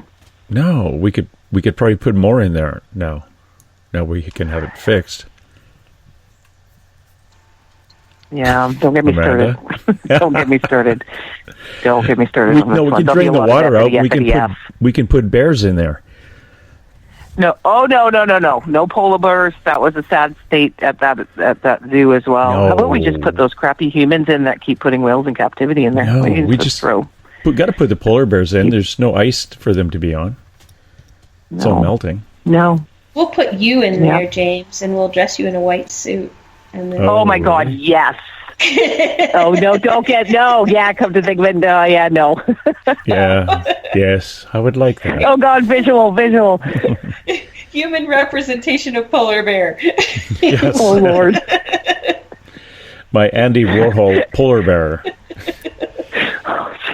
And you could sit in the thinker pose. The thinker pose. No, like you just walk back and forth, like in that. And then that kind of weird.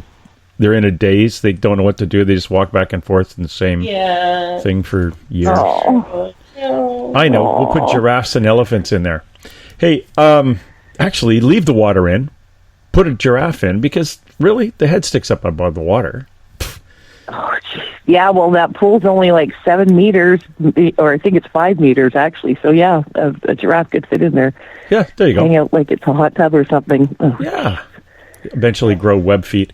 Hey, has Paisley done the math? I have done the numbers. So, Amanda, I just wanted to let you know there's quite a bit of a difference to use the birth name and to use the name Amanda. So when you use Amanda, it talks about your inspiring nature to nature. How can I be of service? What more can I do? How do I provide healing? What can I get for you? And when you use Jennifer, it's more of a teacher and a leader, more of I'd say an advocate, whereas 3 is more compassion-based. You know, so it maybe that's why I'm a little mixed. The reason kind of you're both a little of those things. Oh, well, there's also, you also have a lot of fire, so you'll also have a lot of get out of my way, we're doing this. You have a lot of motivation. Doesn't sound like me at all. You have a lot of motivation to get things done and to get things changed. And, okay, well, if that's the law, then let's change that law so this doesn't happen again. That kind of motivational, strong personality type. So really it's a blend of 3 personalities and not 2. 2 of them are opposite. So the name Amanda is a 3, which is air energy. So it's like gentle and harmonious, and it doesn't like conflict, and it would be really upset about something that's unjust, whereas 1 is more about justice and rules and doing the right thing, and we're obligated to take responsibility. And when I say we, I mean you. The name Jennifer is, with this spelling, is like obligated to take responsibility and likes to take responsibility for things. And then so the water sort of fights, like the month that you're born, the 2, and the year that you're born, the 8, the fire numbers. So the water and the fire a little bit conflict with the Jennifer's a 1 and the day you're born is a 7. So so you have the water, fire combination where you can feel conflicted, and you'll feel either like there's no way I'm ever giving this up, I'm going to fight to the end. Or sometimes you'll feel very unmotivated, and you'll be like, forget it, what's the use, no one's listening. Like it'll go from like really strong to you'll feel like you don't have any ammunition. I don't know if it's maybe ammunition. I think it could be energy. Sometimes I'll put so much gusto in the start that I have no energy left when I need it for the last mile. Right. Does that make sense? It totally makes sense, but as long as you're doing cardio activity, you will have energy for the last mile and then some. Okay. Is there anything else, anything that's popping up that I should be prepared for or need to know, or am I kind of good for a while? Well, just with the name, just by adding like the birth name, it shows me that you're geared towards success no matter what, so you need not worry about succeeding. Okay, cool. That's nice to hear. You're heading toward even if you're having a nap, you're getting things done. You might have something in the wash, something in the dryer, something in the crock pot. While, like you're getting things done even while you're sleeping. Okay, cool. That's interesting. I like that. A lot. That's cool. Good, I'm glad. Personalities, woohoo! So if anybody calls you bipolar, just say no, there's more than 2 there, honey. Yeah, there's... Oh, jeez, now that song Split Personality is going to go through my head all night. Oh, boy. This explains a lot, though. It really does explain a lot. So this was actually probably the coolest reading I've had thus far with the numerology ever. Because I didn't know about the birth name thing. Yeah. Cool. Okay, thanks, guys. Oh, you're welcome. Amanda. Have a good night. Good night. Really good night. Bye. Elizabeth? Yes. Sounds like you're I'm just out front, like painting the house. I'll be right back in. Oh, who, me? Oh, just out strangling that woman that told me Bob wasn't around. Yes. You kids and your boys. I'll tell you. It's interesting that we had a couple of very good animal calls tonight. So I think it was kind of karma that you were here, or it was meant to be that Elizabeth was kicking around, and Yeah, it helps if I know if I'm reading for live animals or dead animals, because if you just say read for my animal, my perspective is that they're alive and they might be telling me about what happened if they've already passed. So, and then it comes off as, I could be reading past you because my perspective is I'm reading for a living animal, but I can read for dead animals too. And I kind of do need to know, because otherwise I'm like, the dead ones tell the story of what happened. Yeah, no kidding. Not what's going on. So, if anybody wants to call, we're coming up to another 3 or 4 minutes. We're going to come up to the 7-minute break at the top of the hour. But if you want a reading or have a question about animal readings, give us a call at 575-694-6634. Again, that's 575-694-6634. Or get a hold of me on Skype at James_Tyson, Tyson 32. James_Tyson 32. Elizabeth, I've got a question for you. Some people will say, I'm wondering if my Uncle Fred could come through and talk to me, and somebody else will come through, or Uncle Fred won't come through. But it seems when they want to talk, have, Frisky the butterfly come through, it's like, boom, right there. What's up with that? How come the animals seem to step up quicker, or always, and humans don't? Because animals don't take for granted any opportunity to communicate with human beings. They're Frisky the butterfly come through. It's like, frustration, right there. They could just tell us what's going on. How come the animal? And they can't. And, this was my very first animal communication as a 4-year-old, when I had a speech impediment and my family was laughing at me because I was saying, "Give me a yawn, give me a yawn."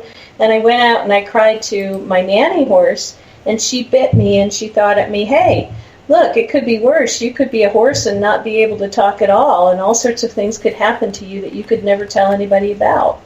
So they really take advantage of any opportunity to communicate. Whereas, if you're a human and you're talking your whole life long, and half the time people are listening to you, half the time they aren't, and you've got other things to do, and you're kind of more self-important, it's not as big a deal. But the animals that we have, we're also very central to their lives. I am my dog's life. I am my cat's life. You can never underestimate your place with them. You're really important to your animals, even sometimes more than you are to your mom, I have found. Okay. Well, yeah. Your mom, yeah. My mom, yeah. Oi. Oi. I'll strangle her. Oh, wait, she's gone. So. She's just looking over your shoulder. Always. Absolutely always.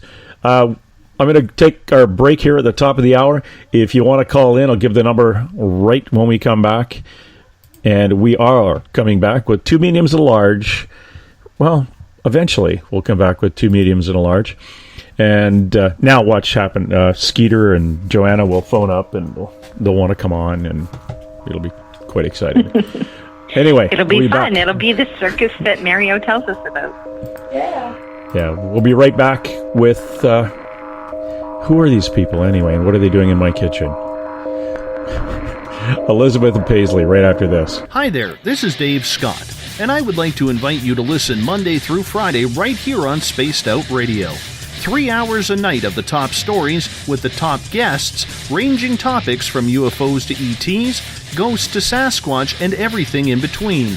We are live every night, 9 p.m. Pacific, midnight Eastern.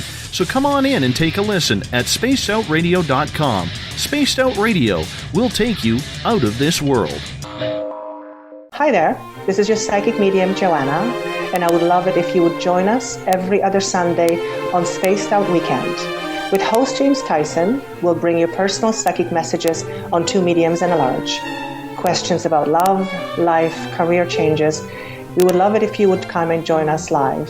Call in and listen in for the experience. Allow us to open the doors to your other side. 2 mediums and a large. Heard only on Spaced Out Weekend at spacedoutradio.com. Attention Spaced Out Radio listeners. For only $5 a month, you can join Spaced Out Radio Space Travelers. Your membership at spacedoutradio.com will give you access to private fan area on the website, get you a monthly newsletter, draws for monthly swag, and a whole lot more. Sign up today to become a part of the Spaced Out Radio experience.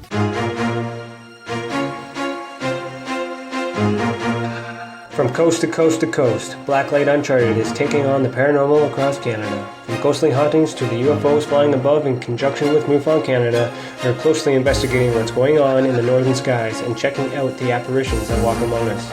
Check out our videos right here at spacedoutradio.com. We want to know your thoughts, we want to hear your experiences, and we want you to share your stories. The answers are out there, and we intend to find them. This is Eric Markham, news editor for the Spaced Out Radio's The Encounter Online.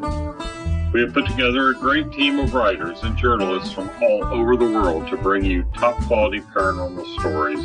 From alien encounters to the latest conspiracies, you won't find any of that fake news here. True stories and top-notch reporting as we look to bring these experiences to the mainstream. The Encounter Online, only at spacedoutradio.com. For over 40 years, the Purple Energy Plates have been delivering amazing results for their many customers.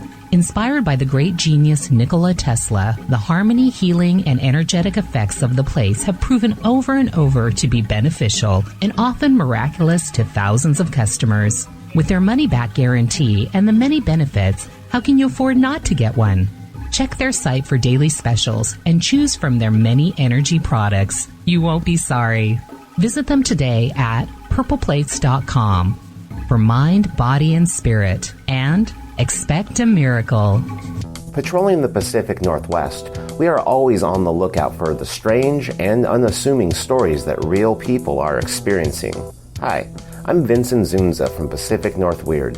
Me and Alexandra Sullivan have teamed to bring to you those odd stories that never seem to make it into the mainstream. Stories so weird that will leave you scratching your head wondering, is this real?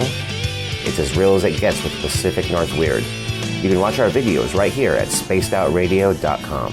Find yourself constantly looking up in the sky, looking for answers? Have you had extraterrestrial contact? Are you an abductee? Looking for answers to your experiences? Hi there, I'm R. Keith Andrews, Spaced Out Radio's resident ET expert. Join me live the first Friday of every month where I take questions from the Spaced Out Radio chat room and help you understand those from the far-off world. It's 2 hours of knowledge every experiencer should listen to. Hope to see you there. Have you had an experience you can't explain? Had a run-in with ghosts, maybe Bigfoot, or seen lights in the sky? Hi, I'm Mike Schmidt from the SOR Sightlines. I'm here to investigate your sighting. Head to spacedoutradio.com and fill out a report on the Sightlines. All your information is 100% confidential, and I will help you figure out what you've been seeing. File your report, and let's find out the answers together. The third Monday of every month, Spaced Out Radio is going to bring you a different look at everything paranormal. Welcome to The Reporters. Jim Mallard, Vanessa Hogel, Denise Garcia, and Christina George join me, Dave Scott, for a look at the weird and strange from the other side of the microphone. We'll break down ghosts, UFOs, cryptids, and the people investigating them. The paranormal media has never been heard like this. Come listen to The Reporters. Hey everybody, this is Patrick Webster Small, and I'm here to bring you the Webster Phenomena every Saturday night, live at 8 p.m. Pacific, 11 p.m. Eastern. If you're looking for aliens and extraterrestrials, well, we've got them. Big and tall, short and small, you're bound to find what you're looking for, so join me on the Webster Phenomena, right here on Spaced Out Radio. Hi there, this is Jolene with Reveal Reiki and Readings, and I want you to relax. Let me help you chill out and get in touch with your body, mind, and soul. In this busy world, sometimes we need to let go, and this is where I can help. Visit my website, rivuletrr.wix.com/rivuletrr&r, or my Facebook page, Rivulet R&R, to set up an appointment for relaxation, Reiki, or readings, no matter where you are. It's time for you to make time for you. You hear footsteps in the empty room above you. A rocking chair begins rocking by itself. Don't be afraid of the things that go bump in the night. Reach for Spirit Storybox, the iPhone app the Huffington Post UK called the only ghost hunting app you will ever need. Spirit Storybox. The spirits are telling their stories. Are you listening? Tonight's edition of Spaced Out Weekend is brought to you by SpacedOutRadio.com, where you can now sign up to become a Space Traveler member. Now, for the final time tonight, here's Spaced Out Weekend's James Tyson.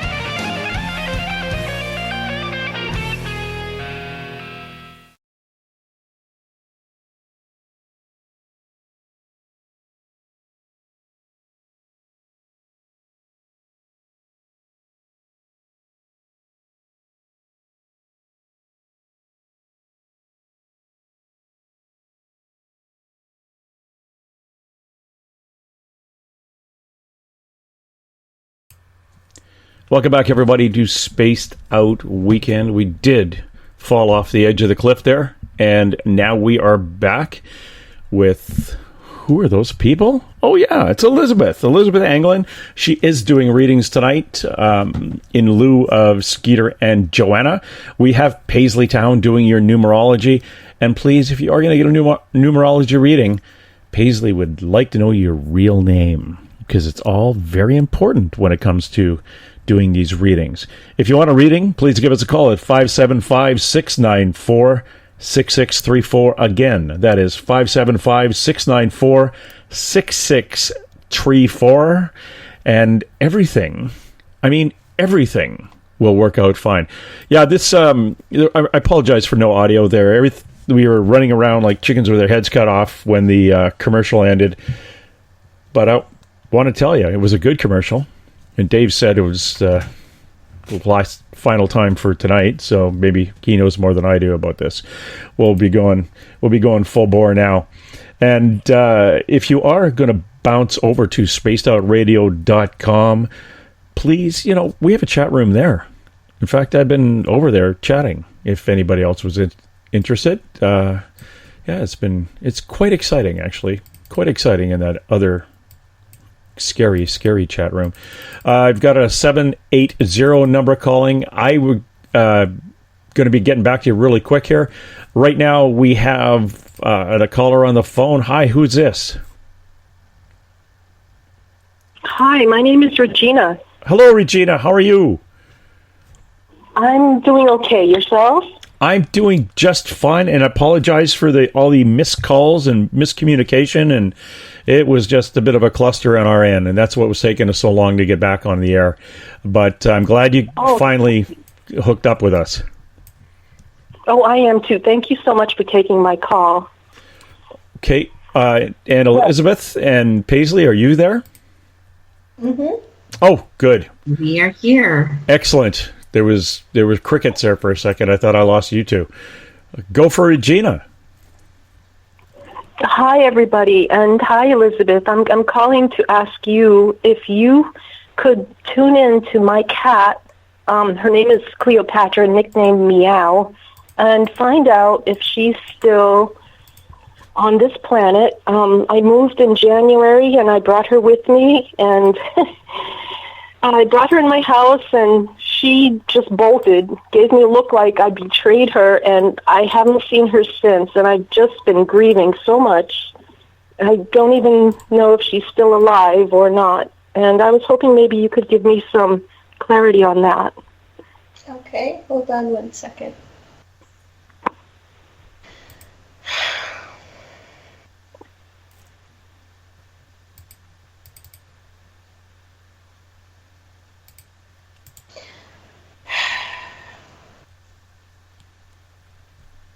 So I'm getting some physical sensations that are achy or painful, and I'm thinking that she's trying to show me what happened, that she may not be achy or painful right now.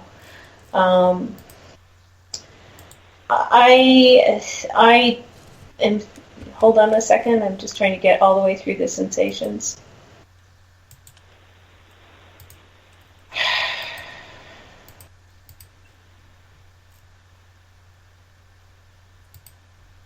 So I feel like she was either picked up or struck right behind her left shoulder blade. She might have been picked up by a larger dog or hit in this particular way that displaced her spine right behind what would be her left leg or left shoulder.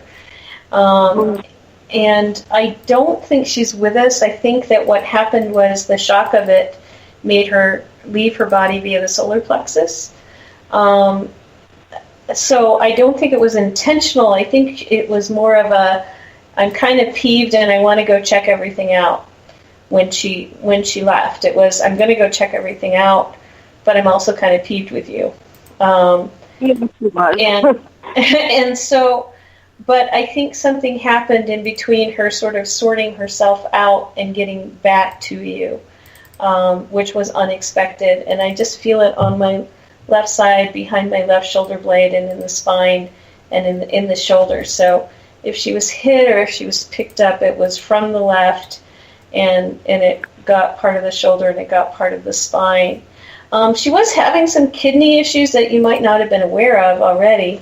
But that could have been because she was peeved, like an emotional being peeved kind of thing. But she had right side kidney issues that you may not have been aware of anyway, which would have manifested into something. Hold on one second.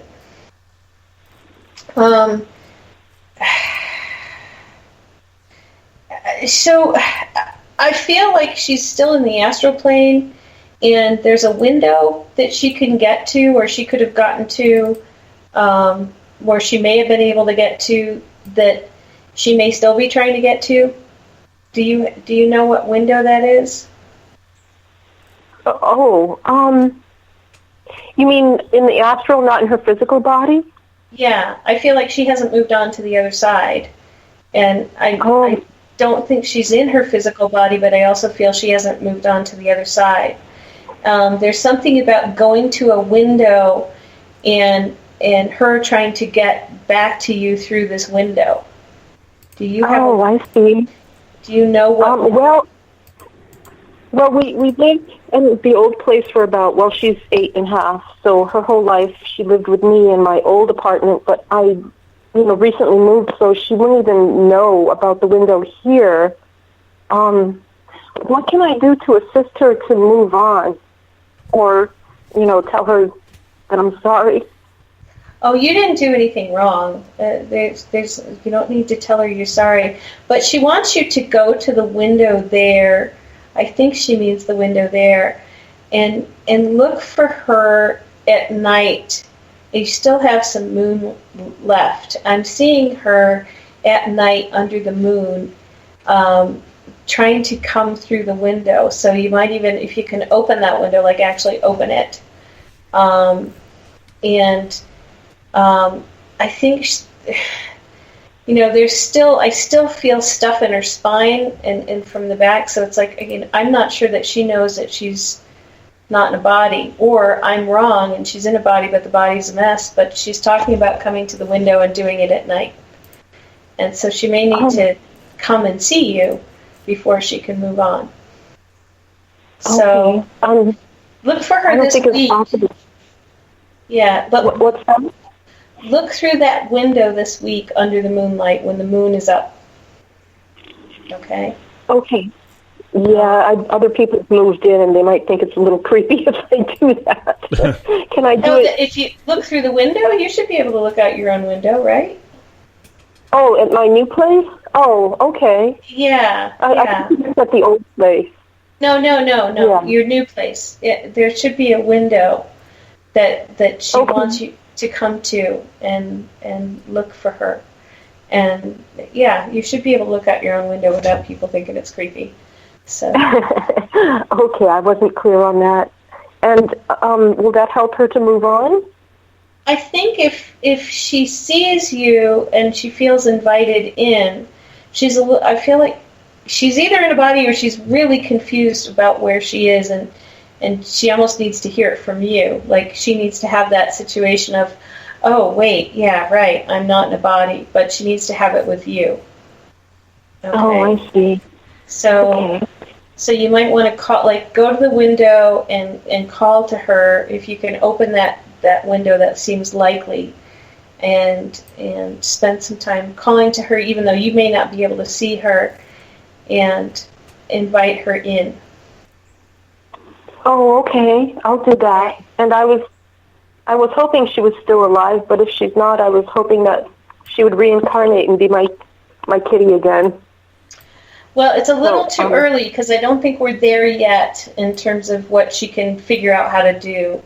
And hopefully I'm wrong, and maybe it was just an accident that kept her away, but I feel like she may be a little confused about what's going on because she didn't expect to be gone so long. So. Oh, okay. Yeah, people have told me that. Oh, it's been months. I haven't seen her since January 9th. That's when I moved. Yeah, I think that she needs you to invite her back in and look for her. And look if you see a shadow under the moonlight walking the way she would walk, invite her in so that she can say her goodbyes. Okay? And email me or Facebook me at Elizabeth Anglin if you need some help on doing like a little move her across thing. Oh, thank you so much. And what was the Facebook, Elizabeth? Elizabeth Anglin, and you can do Cosmic Passport with Elizabeth Anglin. That way you'll be sure to get the right Elizabeth Anglin. Okay, thank you so much, Elizabeth. I really appreciate it. Okay. Oh, you're very welcome. That was really nice. That is interesting. Where if it's almost like what we believe is a human when they pass unexpectedly, and they're confused and need some kind of somebody to say, "Look, you're not really here. You'll have to move on." Yeah, and sometimes I find that when people go to different animal communicators. And you'll get, in a situation like this, some will read it as the cat's still alive but injured. Some will read it as the cat's on the other side. But usually when I get something like this, I'm like, the cat died so quickly they don't really know that they're dead. Mm-hmm. Something happened, they went into shock, they got out of their body, but it was confusing because it wasn't anything that they were aware could happen, or they weren't sure what it was. And that can lead to a kind of in-between state with animals. And it's really, I've been in situations where I've had people have their animal in this state and go to multiple animal communications and have communicators, and some will say the cat's here, some will say the cat's passed on, and the person just waits and waits and waits and waits, and in a way they're kind of keeping the cat earthbound, or the dog. So you kind of have to be careful that with, if it's a lost pet, most pets will come home if they can. And so keep that in mind. Most will come home if they can. Yeah. Before we go on, we had a question from the Spreaker chat room. And can you communicate with a wild animal? I can, but it depends on whether or not they want to communicate with me and have anything to say to me. A lot of wild animals are very disdainful of human beings, and they're like, yeah, what do you want, human? And why should I talk to you? So, and some are not. I tend to have a good relationship with porcupines. They will talk to me. I have a great relationship with coyotes. They will talk to me. Foxes, they will talk to me. By and large, owls, not so bad. But if I try eagles or ravens, it depends on the raven. If I'm hanging out and the raven's in a tree near me, that one usually wants to talk. But if it's someone who's just passing through, they're like, what? So it really depends on the animal and whether or not they're human friendly or they like my energy. Oh. Well, that's darn interesting, man. Like the moose that lives out behind the barn, and you're just waiting for it to get to a certain age and a certain size before you invite it into the freezer. Yeah. Baby moose probably, if he's living behind the barn, is probably going to talk to me. Hey, please don't. He's hanging out at my house. Please don't eat me. Speaking of moose hanging out behind the barn, our next caller is in Alberta, Canada. Hi, who's this? Hey, this is Craig. Hey, Craig, how are you? Not too bad. Good. Yourselves?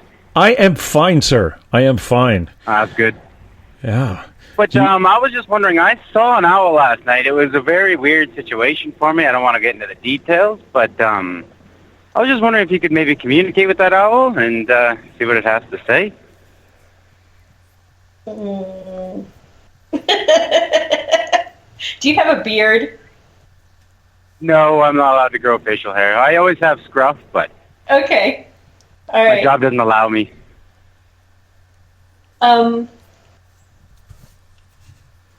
don't know what's going. There's something about your hair that the owl is telling me something about your hair, and I don't know what it is because I feel like it's scruff or I feel like it's something in your hair. That's probably because I cut my own hair. Oh, okay. I don't do a very good job. Yeah. Well, it was something like, that's really, is that feathers or is that hair?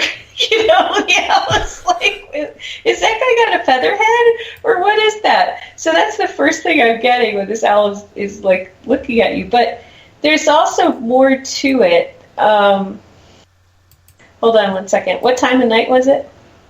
Like 3:30 a.m. Hold on. What happened after you saw the owl? Nothing after the owl left, because I don't know where he went. I looked away and then he was gone. But I saw I don't know. It was just weird. It was a weird situation. It was a very weird situation. Yeah, there's an energy where there's a bigger energy than the owl that is related with this, and it feels like you're in the shadow of a UFO or something. But the UFO is close. Yeah. Oh wow! You just lit me up. Holy. So that's... Thank you. And that was going on for about an hour, and the owl was just part of it. Like the owl was under it and was there for a little bit of it. But I think the cloaked UFO was there for about 40... after the owl left, I feel like the ship was still there for a good half an hour, 40 minutes. I'm not crazy. Thank you very much. So much love for you guys, man. I love this show. I wasn't expecting it to go there, man. Fuck. Excuse my language. I'm so sorry. Oh, man. Yeah. I'm sorry. It was a real owl. It wasn't an alien. It was a real owl, but it was in conjunction with the cloaked UFO. So. Now, sorry, guys. I get excited, but thank you. It's okay. Now, Elizabeth is saying it's a cloaked UFO. Did you see anything out of whack? Well, I was standing outside the truck, and I was like, it's a weird couple days, lots of synchronicities, and just weird few days. And then I was standing there looking out where they used to have this big sulfur block, and I saw a flash of light, and it was almost like an orb, but it was translucent. It wasn't very bright, but it was moving super fast. I could barely even really see it. You know what I mean? And then everything stopped, and I was looking around, and then an owl, almost just appeared, and it was sideways, completely sideways, flying through the air. It didn't flap its wings. It flew up on top of the old sulfur rack, and it was heavy. The only thing that was going through my brain was, I'm not ready. I'm not ready. I'm not ready. It was heavy. It was heavy. I got more stuff to do here. I don't want to go yet. I still got a paycheck coming next week. I got rent. Come on. That's weird. That's weird. So that's a good confirmation to what was going through your head. Yeah, because I felt like I was insane. No, the only thing that really makes you look insane is the way you cut your hair. But that's a whole other when thing. The cameras are looking at me when I'm about to fall on my knees, looking at a freaking owl. Yeah. And the owl is going, what did he do to his hair? Yeah. Well, I cut it with scissors. I cut the sides without looking. No mirror. No nothing. Well, it works. You must be from Drayton Valley. I'm a weirdo. You're not from Drayton Valley, are you? North of Drayton Valley. Okay. Yeah, north. Oh, whereabouts?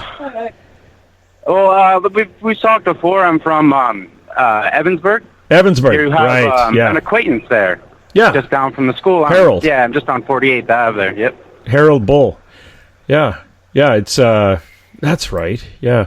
And for those listening to us from Florida and the UK and Australia, this is an area of Alberta where I used to. I was a member of the Royal Canadian Mounted Police, a little bit east of there, about 45 minutes to an hour, and I knew people in that area. And my kid's mom is from north of there on a cattle farm, so I'm familiar with the area. So I was teasing about the Drayton Valley part. The it's hillbillies. Not as bad as Bassano, but that's a whole other story. And Breton. Anyway, these are inside jokes for people who live in a very small part of Canada, so it's you'd know it if you lived here. Yeah. So me and Craig, we can laugh. That's really cool. Elizabeth, what do you know about these aliens? Oh, I just see the shadow under the cloaked ship, and I see that you were very near the edge of the shadow and partially underneath it. The owl was underneath it. Hold on for a minute. I think they respected you. I don't think anything happened. So when you said I'm not ready, I think they just... No, I think something was coming, yes. Yeah, they just hung out, and it was more of a, feel this energy, feel this energy. And if anything happened and you might have lost some time consciously, it would have been astral. Like they didn't take your body into the ship or anything. But if you lost maybe 5 minutes of time, it would have been that you were astrally in the ship and then put back in your body, but nothing physical happened to you. And here's the weird thing. Yeah. I have a logbook, right? So I left Fox Creek at 2 a.m. It was foggy and bad out, right? Takes about 2 hours to get to where I was going, Piers. I loaded. It usually takes an hour and 15, hour and 20 minutes. But I left at 2, and I was done loading at 4:15. It was weird. It was a weird thing. So thank you very much, guys. Yeah. You're welcome. That is wild. I love it. Love your show. Oh, well, thank you very much. Next time you get on the ship, call us. They're friendly Zatans. They're not bad. So if something happens, those were okay ones. So those are Zatans. Those are the little gray ones, or yeah, not overly little, gray, maybe. Little white ones. No, that's exactly what was in my head, Zeta. Yeah, that's cool. Has he ever, Elizabeth? Can you tell if he's ever been in contact with these before? Yes. Yeah. Yes. Yeah, and you just happen to be awake for this one, so it's coming on that you're getting more conscious contact. Interesting. You know what the purpose is? Well, I see a little white guy who's related. He's one of the related ones to my engineer, and you just had a conversation with him. You may not remember what the conversation was, but I feel like you guys had a 4 or 5 minute conversation that you missed, that you blocked out. You might have been, and it may be state-dependent memory. You're in your astral body, so you don't encode memories. But it's nothing bad. I actually am being told not to say what it was about over the radio, and then it'll come back to you later on. You'll integrate this later on. Oh, very cool. Putting tears in my eyes. Yeah. Okay, brother. Yeah. Well, have a good night. Stay indoors and put that tinfoil hat on so they can't see you. I'm not even gonna go there. Right. Yeah. Do something with your hair. Do something with your hair. Yeah. Wear your hat. The owls it's okay. think you look weird. Sorry. You should see the way my wife and kids look at me. I'm a weird guy. Yeah, your wife and kids, they're little short white ones, right? Hold on. Wait a minute. Actually, yes. Yeah. Oh, my friend, thanks for calling. That was a good one. Thanks again. You betcha. Anybody else out there who saw a bird underneath a spaceship or anything and want to talk to it? Give it a shout at 575-694-6634. Again, 575-694-6634. And coming up right after Spaced Out Weekend on this Sunday night, if you stay on Spreaker and you bounce over to, let's see, it's S4 with Eric Cooper from our buddies down at where are they? Blue Moon. I was getting Blue Moon.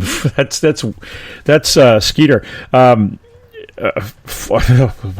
tongue's falling out. Forest Moon. I'm just waiting for some little Zeta to come tap me on the shoulder like they do with Dave when he's on the radio talking about this stuff, and look over the shoulder, and all of a sudden there's a bug-eyed short guy looking at him.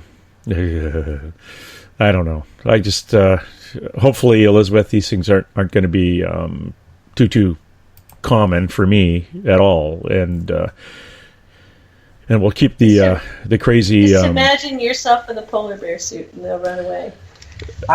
That's all I have to do. Imagine myself in a polar bear suit. Yep. I don't know. I think I'd look good in a polar bear suit. If I don't say so myself, or I do say so myself, and I may. Oh, who knows? Yeah. So again, on Spreaker, look up S4, and it's with Eric Cooper. And they'll be on Spreaker at midnight until, and gosh darn it, I can't remember if it's 1 or 2 hours, but yeah, just go drop in and have a chat with those guys at S4. Eric Cooper and a few of his buddies will be out and chatting, and they'll be running a lot of stuff past you. A lot of the things that we really kind of touch on. We touch on, what's happening. I think tonight's, if I remember right, they're going to be talking about what's kind of coming up on the planet, and what's coming up for us as a species. So yeah, we're going to look forward to that. Again, I think Christopher in our Spreaker chat room, he bounces over there all the time into S4. Which is easy to look up. It's just the letter S with the number 4 on Spreaker, and they take over. They take over the airwaves at midnight. S4. Oh, it's coming up at midnight. They are going to. They're going to be answering Ginger Angel questions. There's a whole bunch of questions that came up in regards to how we can get prepared for what's going to go on in our world. Corey is going to be there as co-host, and it should be a really good show. Again, that's S4. Chat room is always a good time, and you guys can't miss that. It's coming up in 30 minutes. Again, S4. That's what you got to search. I wish we had something we could search that's easy. Just type in 2 things. But no, Dave has to go a long, drawn-out thing. I don't know about that. Paisley, have you ever seen a UFO? No, I have not, but I do have a lot of clients in the Vancouver area, particularly around Coquitlam and Port Coquitlam, British Columbia, who have come to see me for private sessions, who have had experience with lights and seeing UFO stuff that they've come to talk to me about. Oh, yeah. Interesting. Yeah. What kind of, Kelly, one of the people in our paranormal group, we talk about this, or she, didn't really mention anything until we brought it up and kind of not really pried it out of her, but she walked out of the back of her house one day here in British Columbia, just outside of Vancouver, and all the kids were playing in the backyard, and she looked up and there was a giant triangle just slowly moving over silently. And she looked at the kids, and none of the kids looked up to see this thing, and it was huge. So she just kept her mouth shut and thought, okay, that's kind of interesting. but I think are we speaking about Kelly from the team? Yeah. And she said, well, I'm pretty much going to keep this to myself, because nobody else is jumping up and down and pointing at it. So it was kind of a gift to her. What do you think, Elizabeth? Yeah. I have a question for Paisley. Is there anything in numbers, or if you noticed, I don't know if your clients come to you for numerology, but are there numbers that point to UFO experiencers more than other numbers, or has that not something that you've noticed? Not specifically, but I can tell you for sure that people with the numbers of the element of air, so 3, 6, 9, they seem to be more sensitive to perceive and receive information than some of the other numbers. Okay. So, for example... that knocks me out. I don't think I have any 3, 6s or 9s. Never mind. So you're making all this stuff up. Way to go. No, I'm not. But no, because I had... What's your birth name? Remind me your birth name. Yeah, it's Amy. Right. Okay. Yeah. Well, the most intuitive number is 1, and with your birthday, the month being 1, and the birth name being 1, like when I add your birthday together, the 7, all these numbers are like strong intuition. So you can just, boom, connect to spirit like quite easily. Whereas people with the air numbers, the 3, 6, 9 numbers, they kind of get affected by other people and other energy. And so sometimes, for example, sometimes they might feel it emotionally, or sometimes they might feel it physically. And that can be a lot more scary to some people than just having knowingness about something and not realizing where it comes from. But they actually get like derailed from it, you know? Yeah, I have a friend who I can't bring up my UFO stuff because she gets completely derailed to the extent of having to be hospitalized. And she feels it physically. She'll feel buzzing. She'll feel, she'll just, it's almost like I just keep my alien stuff away from her, because she'll clue into it and she'll all of a sudden go off on, oh, the aliens are working on blah, blah, blah, blah, blah, but she's also gets completely derailed. And so she's got to be a 3, 6, or 9. I think her birthday is a 6. And the people that are, I would say, quite often affected by mental health issues, surprisingly, are people with the air numbers as well. They're like the artists, the musicians, the healers, the authors. People like they're considered to be the sensitive of the elements, right? So, and I'm not talking about astrology, because a lot of people say, "Oh, I'm this astrology sign, so I'm air," but I'm specifically speaking of the elements of the numerology numbers. And so people with mental health issues often hear voices, and they'll get picked up and hospitalized for hearing voices. Right. And sometimes it's because they're sensitives. Yeah. No, so, my friend, she's a sensitive. I'll look at what she's looking at and I go, oh yeah, I see that. But I know not to go blabbing to everybody, and I can turn it off. Whereas when she gets out of whack, she's just, talking about it. And, yeah, it's really fascinating. Yeah. Hey, got a question from the SOR Space Travelers. Actually, did I see it there, or did I see it in Forest Moon? One of the chats, one of the pages just popped up here.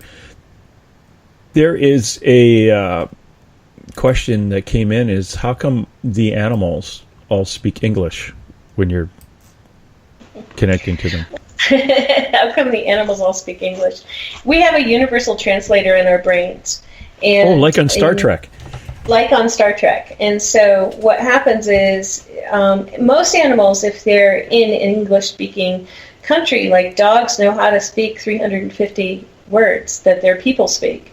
I don't think they've done the same testing with cats. So scientifically, we already know that most dogs can recognize and understand 350 words and their combinations and sentences. So if you're in an English-speaking country, you already have an animal that speaks English or understands English. But we have universal translators in our brains. And what happens in animal communication is the same way that I express to you what I'm seeing, hearing, and feeling in my physical body as a person is the same way that I express to you what the animal is seeing, hearing, feeling, or wanting to express in their physical body. So you're hearing it as English because I speak English. Now, one of the things that happened in spirit mediumship with H, what's his name? H, who died in the magician a long time ago. He couldn't get a spirit medium to read for his mother. Oh, Houdini. Houdini. Harry Houdini. Sometimes when I do readings for people who are Latvian or German, they actually will only speak Latvian or German, and I have to get them to slow down and show me things in pictures and feelings. Like, I actually have to tutor them to stop talking at me because I don't understand Latvian, I don't understand German, I don't speak Russian. And we have to develop just a straight ahead, this is what I saw, this is what I felt about it, a straight feeling. These are my emotions. This is my emotion of love, or this is my thinking someone was beautiful. Here is the feeling of beauty. So I have had those kinds of readings with Germans and Latvians where they're talking in their language going a mile a minute, and I'm like, hey, I don't know what you're talking about. You've got to slow down and show me slowly. And so Houdini had a mother who only spoke like Czech or something, or some Bohemian language. And he kept going to mediums and asking them to read for her. And some of them would speak in English, and because they didn't, he had a double standard. He either wanted them to speak in Czech, or he wasn't going to accept it if she wasn't speaking in Czech, basically, or whatever language it was, because she never learned English. But a really good medium would be able to say, well, she's speaking to me in a language I don't understand, so I'm telling her to slow down. But most of the times, animals will speak to you in just sort of that straight feeling of love, or this is beautiful, or, it's very simple sentences, very true. Human beings get more complicated, and they get set in their ways, and so they will speak their normal language. And that's all I know about that. I'm sorry, that was a rambling answer. But it's just been a rambling night. It's an interesting question. Because different people also process language in different ways. But yeah, I've had some interesting issues with Germans and Latvians and Russians. So. Oh, very cool. I wonder why it's just those languages. Well, I haven't had anyone speak. I have had somebody speaking Hindi, but they knew how to speak English as well, so they stopped speaking Hindi. A lot of people who call, they can speak English, and their people can speak English, so we get a lot of English readings.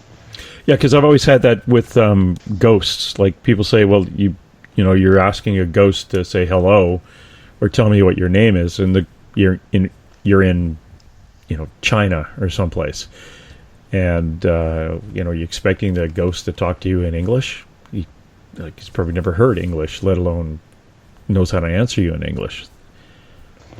Yeah, but the idea of saying the name, like, you can go to a more basic level of what is it when someone says their name, and what does it mean to you.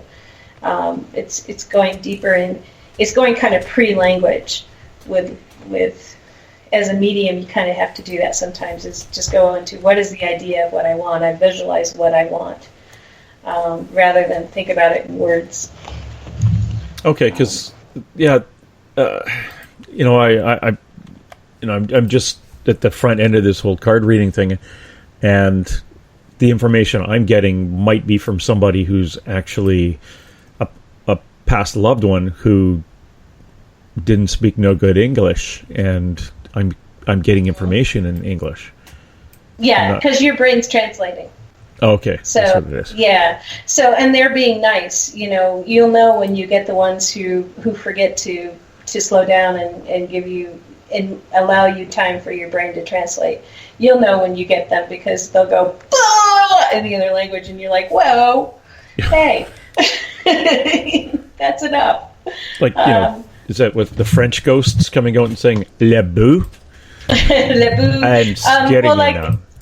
My Latvian ghost, he was telling me that he used to go down to the river Dnieper to get water. He wasn't a ghost, he was a spirit. He was considered to be a hero in Riga because he had saved the town. He was a fireman, and they had this great fire. And he had gone down with his team of horses in his fire truck at the turn of the century, and he went to the river Dnieper. But I didn't know that there was a river Dnieper. I was like, he's talking about going to the river, and it's like Danube, but it's not. So it's like Danube, and I'm saying he went to the river that's something like Denuber, but it was Deneber. So there's also that sort of geographic place name thing that if you don't know the geography, you'll still get it wrong. And you know what, Elizabeth, it's interesting that you're talking about this, because sometimes I've noticed working with other psychic mediums and other readers that sometimes what we see isn't exactly what it is. There was a local case where there was a gentleman who went missing, a young man, and the psychic told the family that she could see where he was, and he was near a whole bunch of stacks of toilet paper, and she said she could see 10 or 15 stacks and rows and rows and rows of toilet paper stacked end on end. And she didn't understand the information that she gave to the family, and of course they didn't understand it, but he was found, James, I think you might know the building that I'm talking about, on the north end in the water by the Second Narrows Bridge. I believe it was. There's a building that looks like stacked up toilet paper rolls, but it's massive. I'm not sure. So it has bricks, white bricks that look like toilet paper rolls. No, James, do you know? Yeah, I used to work there. It's a grain elevator. A grain elevator. Okay, so it's are they called silos? Yep. White silos? Yeah. Yeah. So it was a building that looks like a bunch of white silos stacked together. Oh, wow. And the building was white. So, if you took a photograph of stacks of toilet paper and took a photograph of this building, you could recreate the look, but it wasn't exactly toilet paper. Right. And that's where his body was found, I think, 48 hours after the reading. Yeah, I call that an analytic overlay.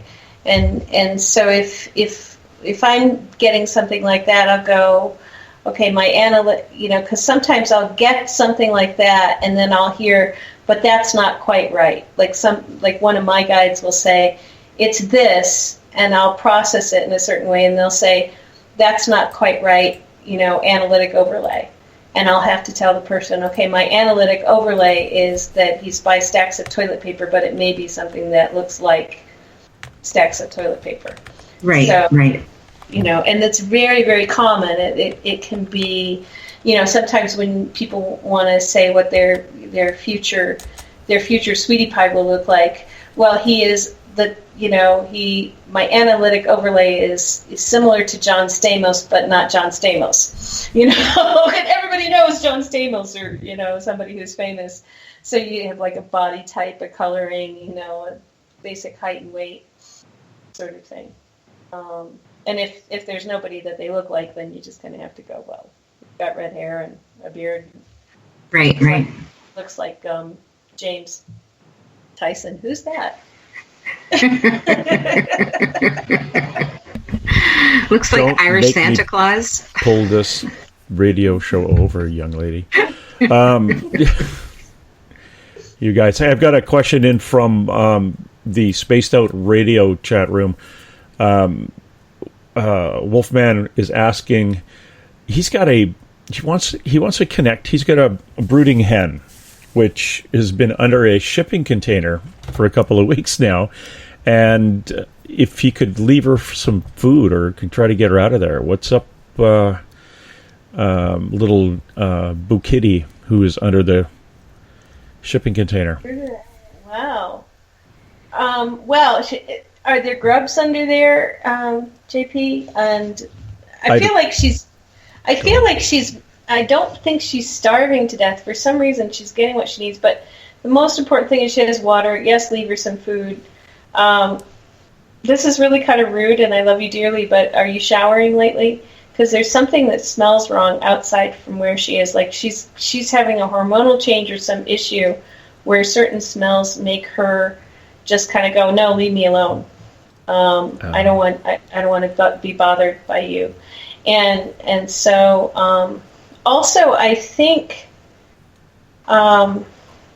if you can grab her and pull her out, if she doesn't come out in the next 3 or 4 days, that would be a good idea, because I'm wondering if something happened to those eggs and she's kind of in a bad way over it. Hold on one second. So I get weird smells. She feels like there's smells she doesn't want to deal with. Potential problem with a couple of the eggs. She does need water.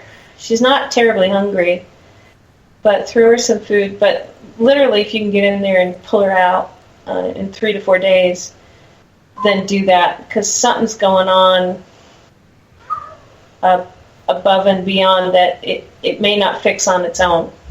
Okay. And keep checking on her. And if you haven't showered, take a shower, because it could be excess manly smell. It could be a cologne, could be a new shampoo, a new soap. A new soap. Like, take a shower in something that doesn't smell like anything. Sometimes he might have walked through diesel fuel and it's on his boots or something, and it's check what it is that might be annoying her, because there's something about your smell she's finding annoying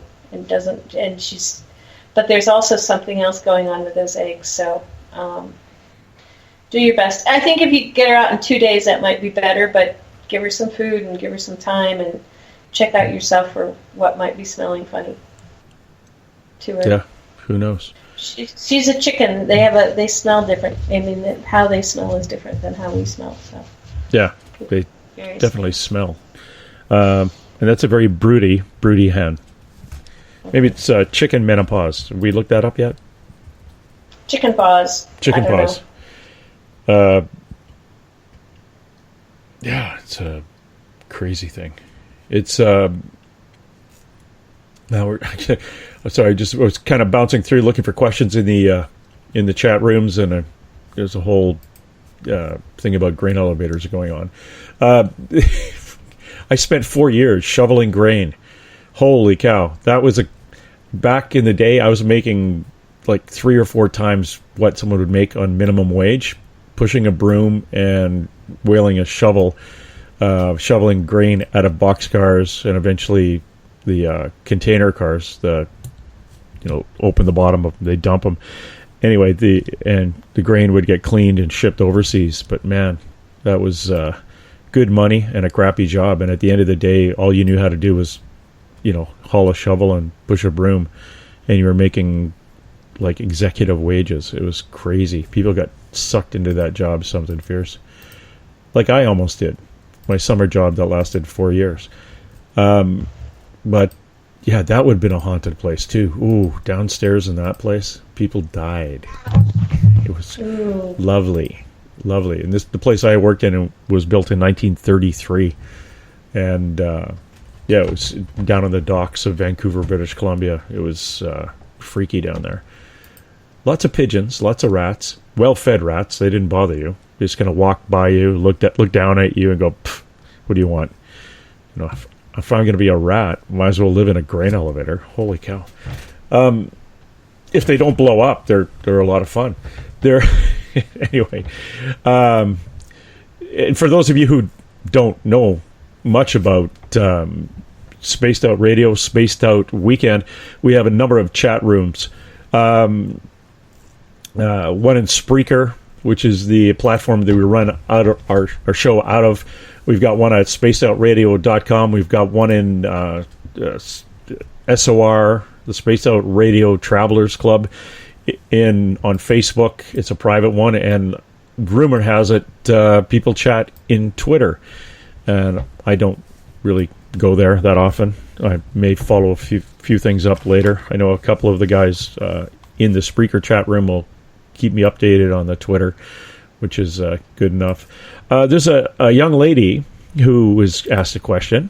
Her name is Paisley Town. I know her as a numerologist who also teaches me how to use my fancy oracle cards. And she would like to talk about the Canadian Paranormal Society, which is absolutely amazing because I know a lot of the people involved in that. Paisley, yes. Are you here? What would you like to talk about that? What would you like to say about it? Well, I'm just wondering if the listeners are aware that team is here, because you were talking about Kelly earlier being a member of that team. Yeah, I talk about it quite often. It's I'm a member of the Canadian Paranormal societies, as is Paisley. And we bounce around the Pacific Northwest as best we can to answer people's calls, answer their problems, just like Forest Moon Paranormal with Eric and his crew. Actually, he does a little bit way out of the box. Holy cow. That is Paranormal 911. Those guys, they'll phone up and or you have something that's throwing cups around in the house, you can phone Eric and his team and they'll do a remote viewing. They'll send people out. I don't care if you live in Saskatoon, Alaska, they'll have people in your house within 2 hours doing remote viewing, and they'll tell you what's there. In fact, I did it with Skeeter Wellhouse, who's our psychics, one of our psychics. She did a remote viewing in my house and basically pushed out 3 yahoos that I brought home with me that were attached to me. And she also did a remote viewing at a house before we got into it and identified the primary cause of the nuisance that was in this residence before we went in. And actually, we crossed them over. Got so much information about it that we can actually track this guy back. We knew what prison he died in, what year, his first and second name, what he went to prison for, and why, and his hometown. So we've got enough to go through the archives and actually locate this guy. So the remote viewing, it works. It really does. And that's something, if you want to listen to S4, maybe type in, get in the chat rooms there, ask Eric Cooper about remote viewing. Those guys, they've been doing it all over the world for a while. It's absolutely amazing. And I really think it's important, Paisley, before walking into a paranormal investigation, where a lot of times if you've seen these guys on TV, because they're experts, excuse me, sorry, I just about made myself choke. These guys will walk in saying, oh, look, there's something, our client says we should come because there's a ghost in here, and it's a fishing trip. What is your name? What are you doing here? And if you're really stupid, you say, do you know you're dead? And then you leave. But in reality, to know the client saying to only one person on the team, there's a large man with a full beard and a top hat in the dining room. Well, only one guy on the team knows that. The whole team goes in there. The fellow who knows that keeps his yap shut, and off they go. But if you already know where the guy is and what his name is before you go in, get some history done on it, it's a lot easier to get these things and correct or to move them out. Paisley then comes along and does her thing and kind of look around, and yeah, it's kind of cool. It is a lot of fun. So, James, Yes. what Spirit said about the Canadian Paranormal Society. You talked a lot about Forest Moon, but before you started talking about Forest Moon, someone in my Spirit crew said, Canadian Paranormal Society, you were saying that, and they said, they rock! They really? rock! Yeah, so in your own special way. Yeah, and it's interesting because we actually have one of our members, and his name is Shiloh, and he's a member of a thrash metal band, so he really does rock. Yeah, he's a bass player. It's You go to the website and look at his picture, and it's like right off, looks like one of Bumblefoot's photos on the front of his albums. Actually, Shiloh hasn't been around for a while because he's touring. So, but when he's around, he and his girlfriend or his partner, they live in a haunted house. So if we get bored and want to practice, we just go and talk to the ghosts in the house. I've been in that haunted house, and it was quite fascinating. Is that where the energy?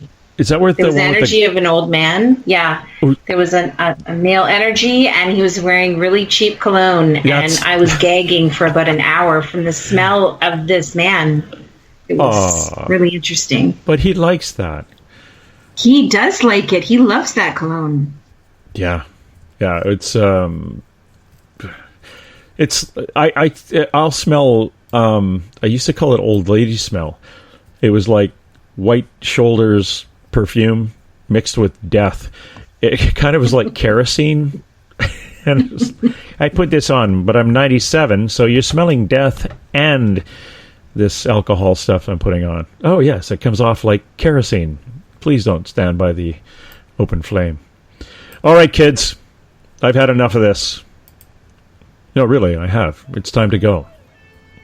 Okay. So I'll go around, open the back doors, and we'll bring up the drawbridge, and everything should be fine.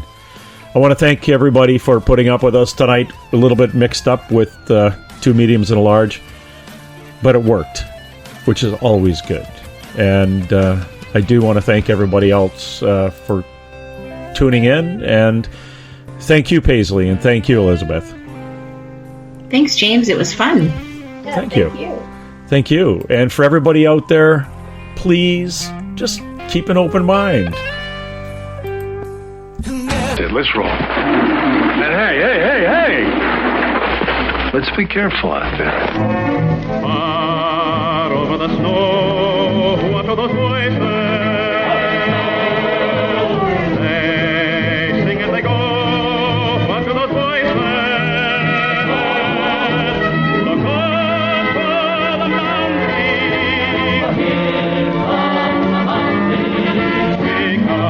Because somebody hide, somebody better hide on through the hail, like a pack of angry wolves on the trail. We are after you, dead or alive. We are out to get you, dead or alive. And forget your soul. If you're the one, better run away. Son, you are done. Throw your gun away. Here come the Mounties to get the man they're after now. Run through the hail like a pack of angry wolves on the trail. Dead or alive, we are out to get you, dead or alive. If you're the one, better run away. Son, you are done. Throw your gun away. Here come the Mounties to get the man they're after. No! I see dead people. I'm sorry, Dave. I'm afraid I can't do that. Dave's not here! Headline edition, July 8, 1947. The Army Air Forces has announced that a flying disc has been found and is now in the possession of the Army. Army officers say the missile, found sometime last week, has been inspected at Roswell, New Mexico, and sent to Wright Field, Ohio, for further inspection.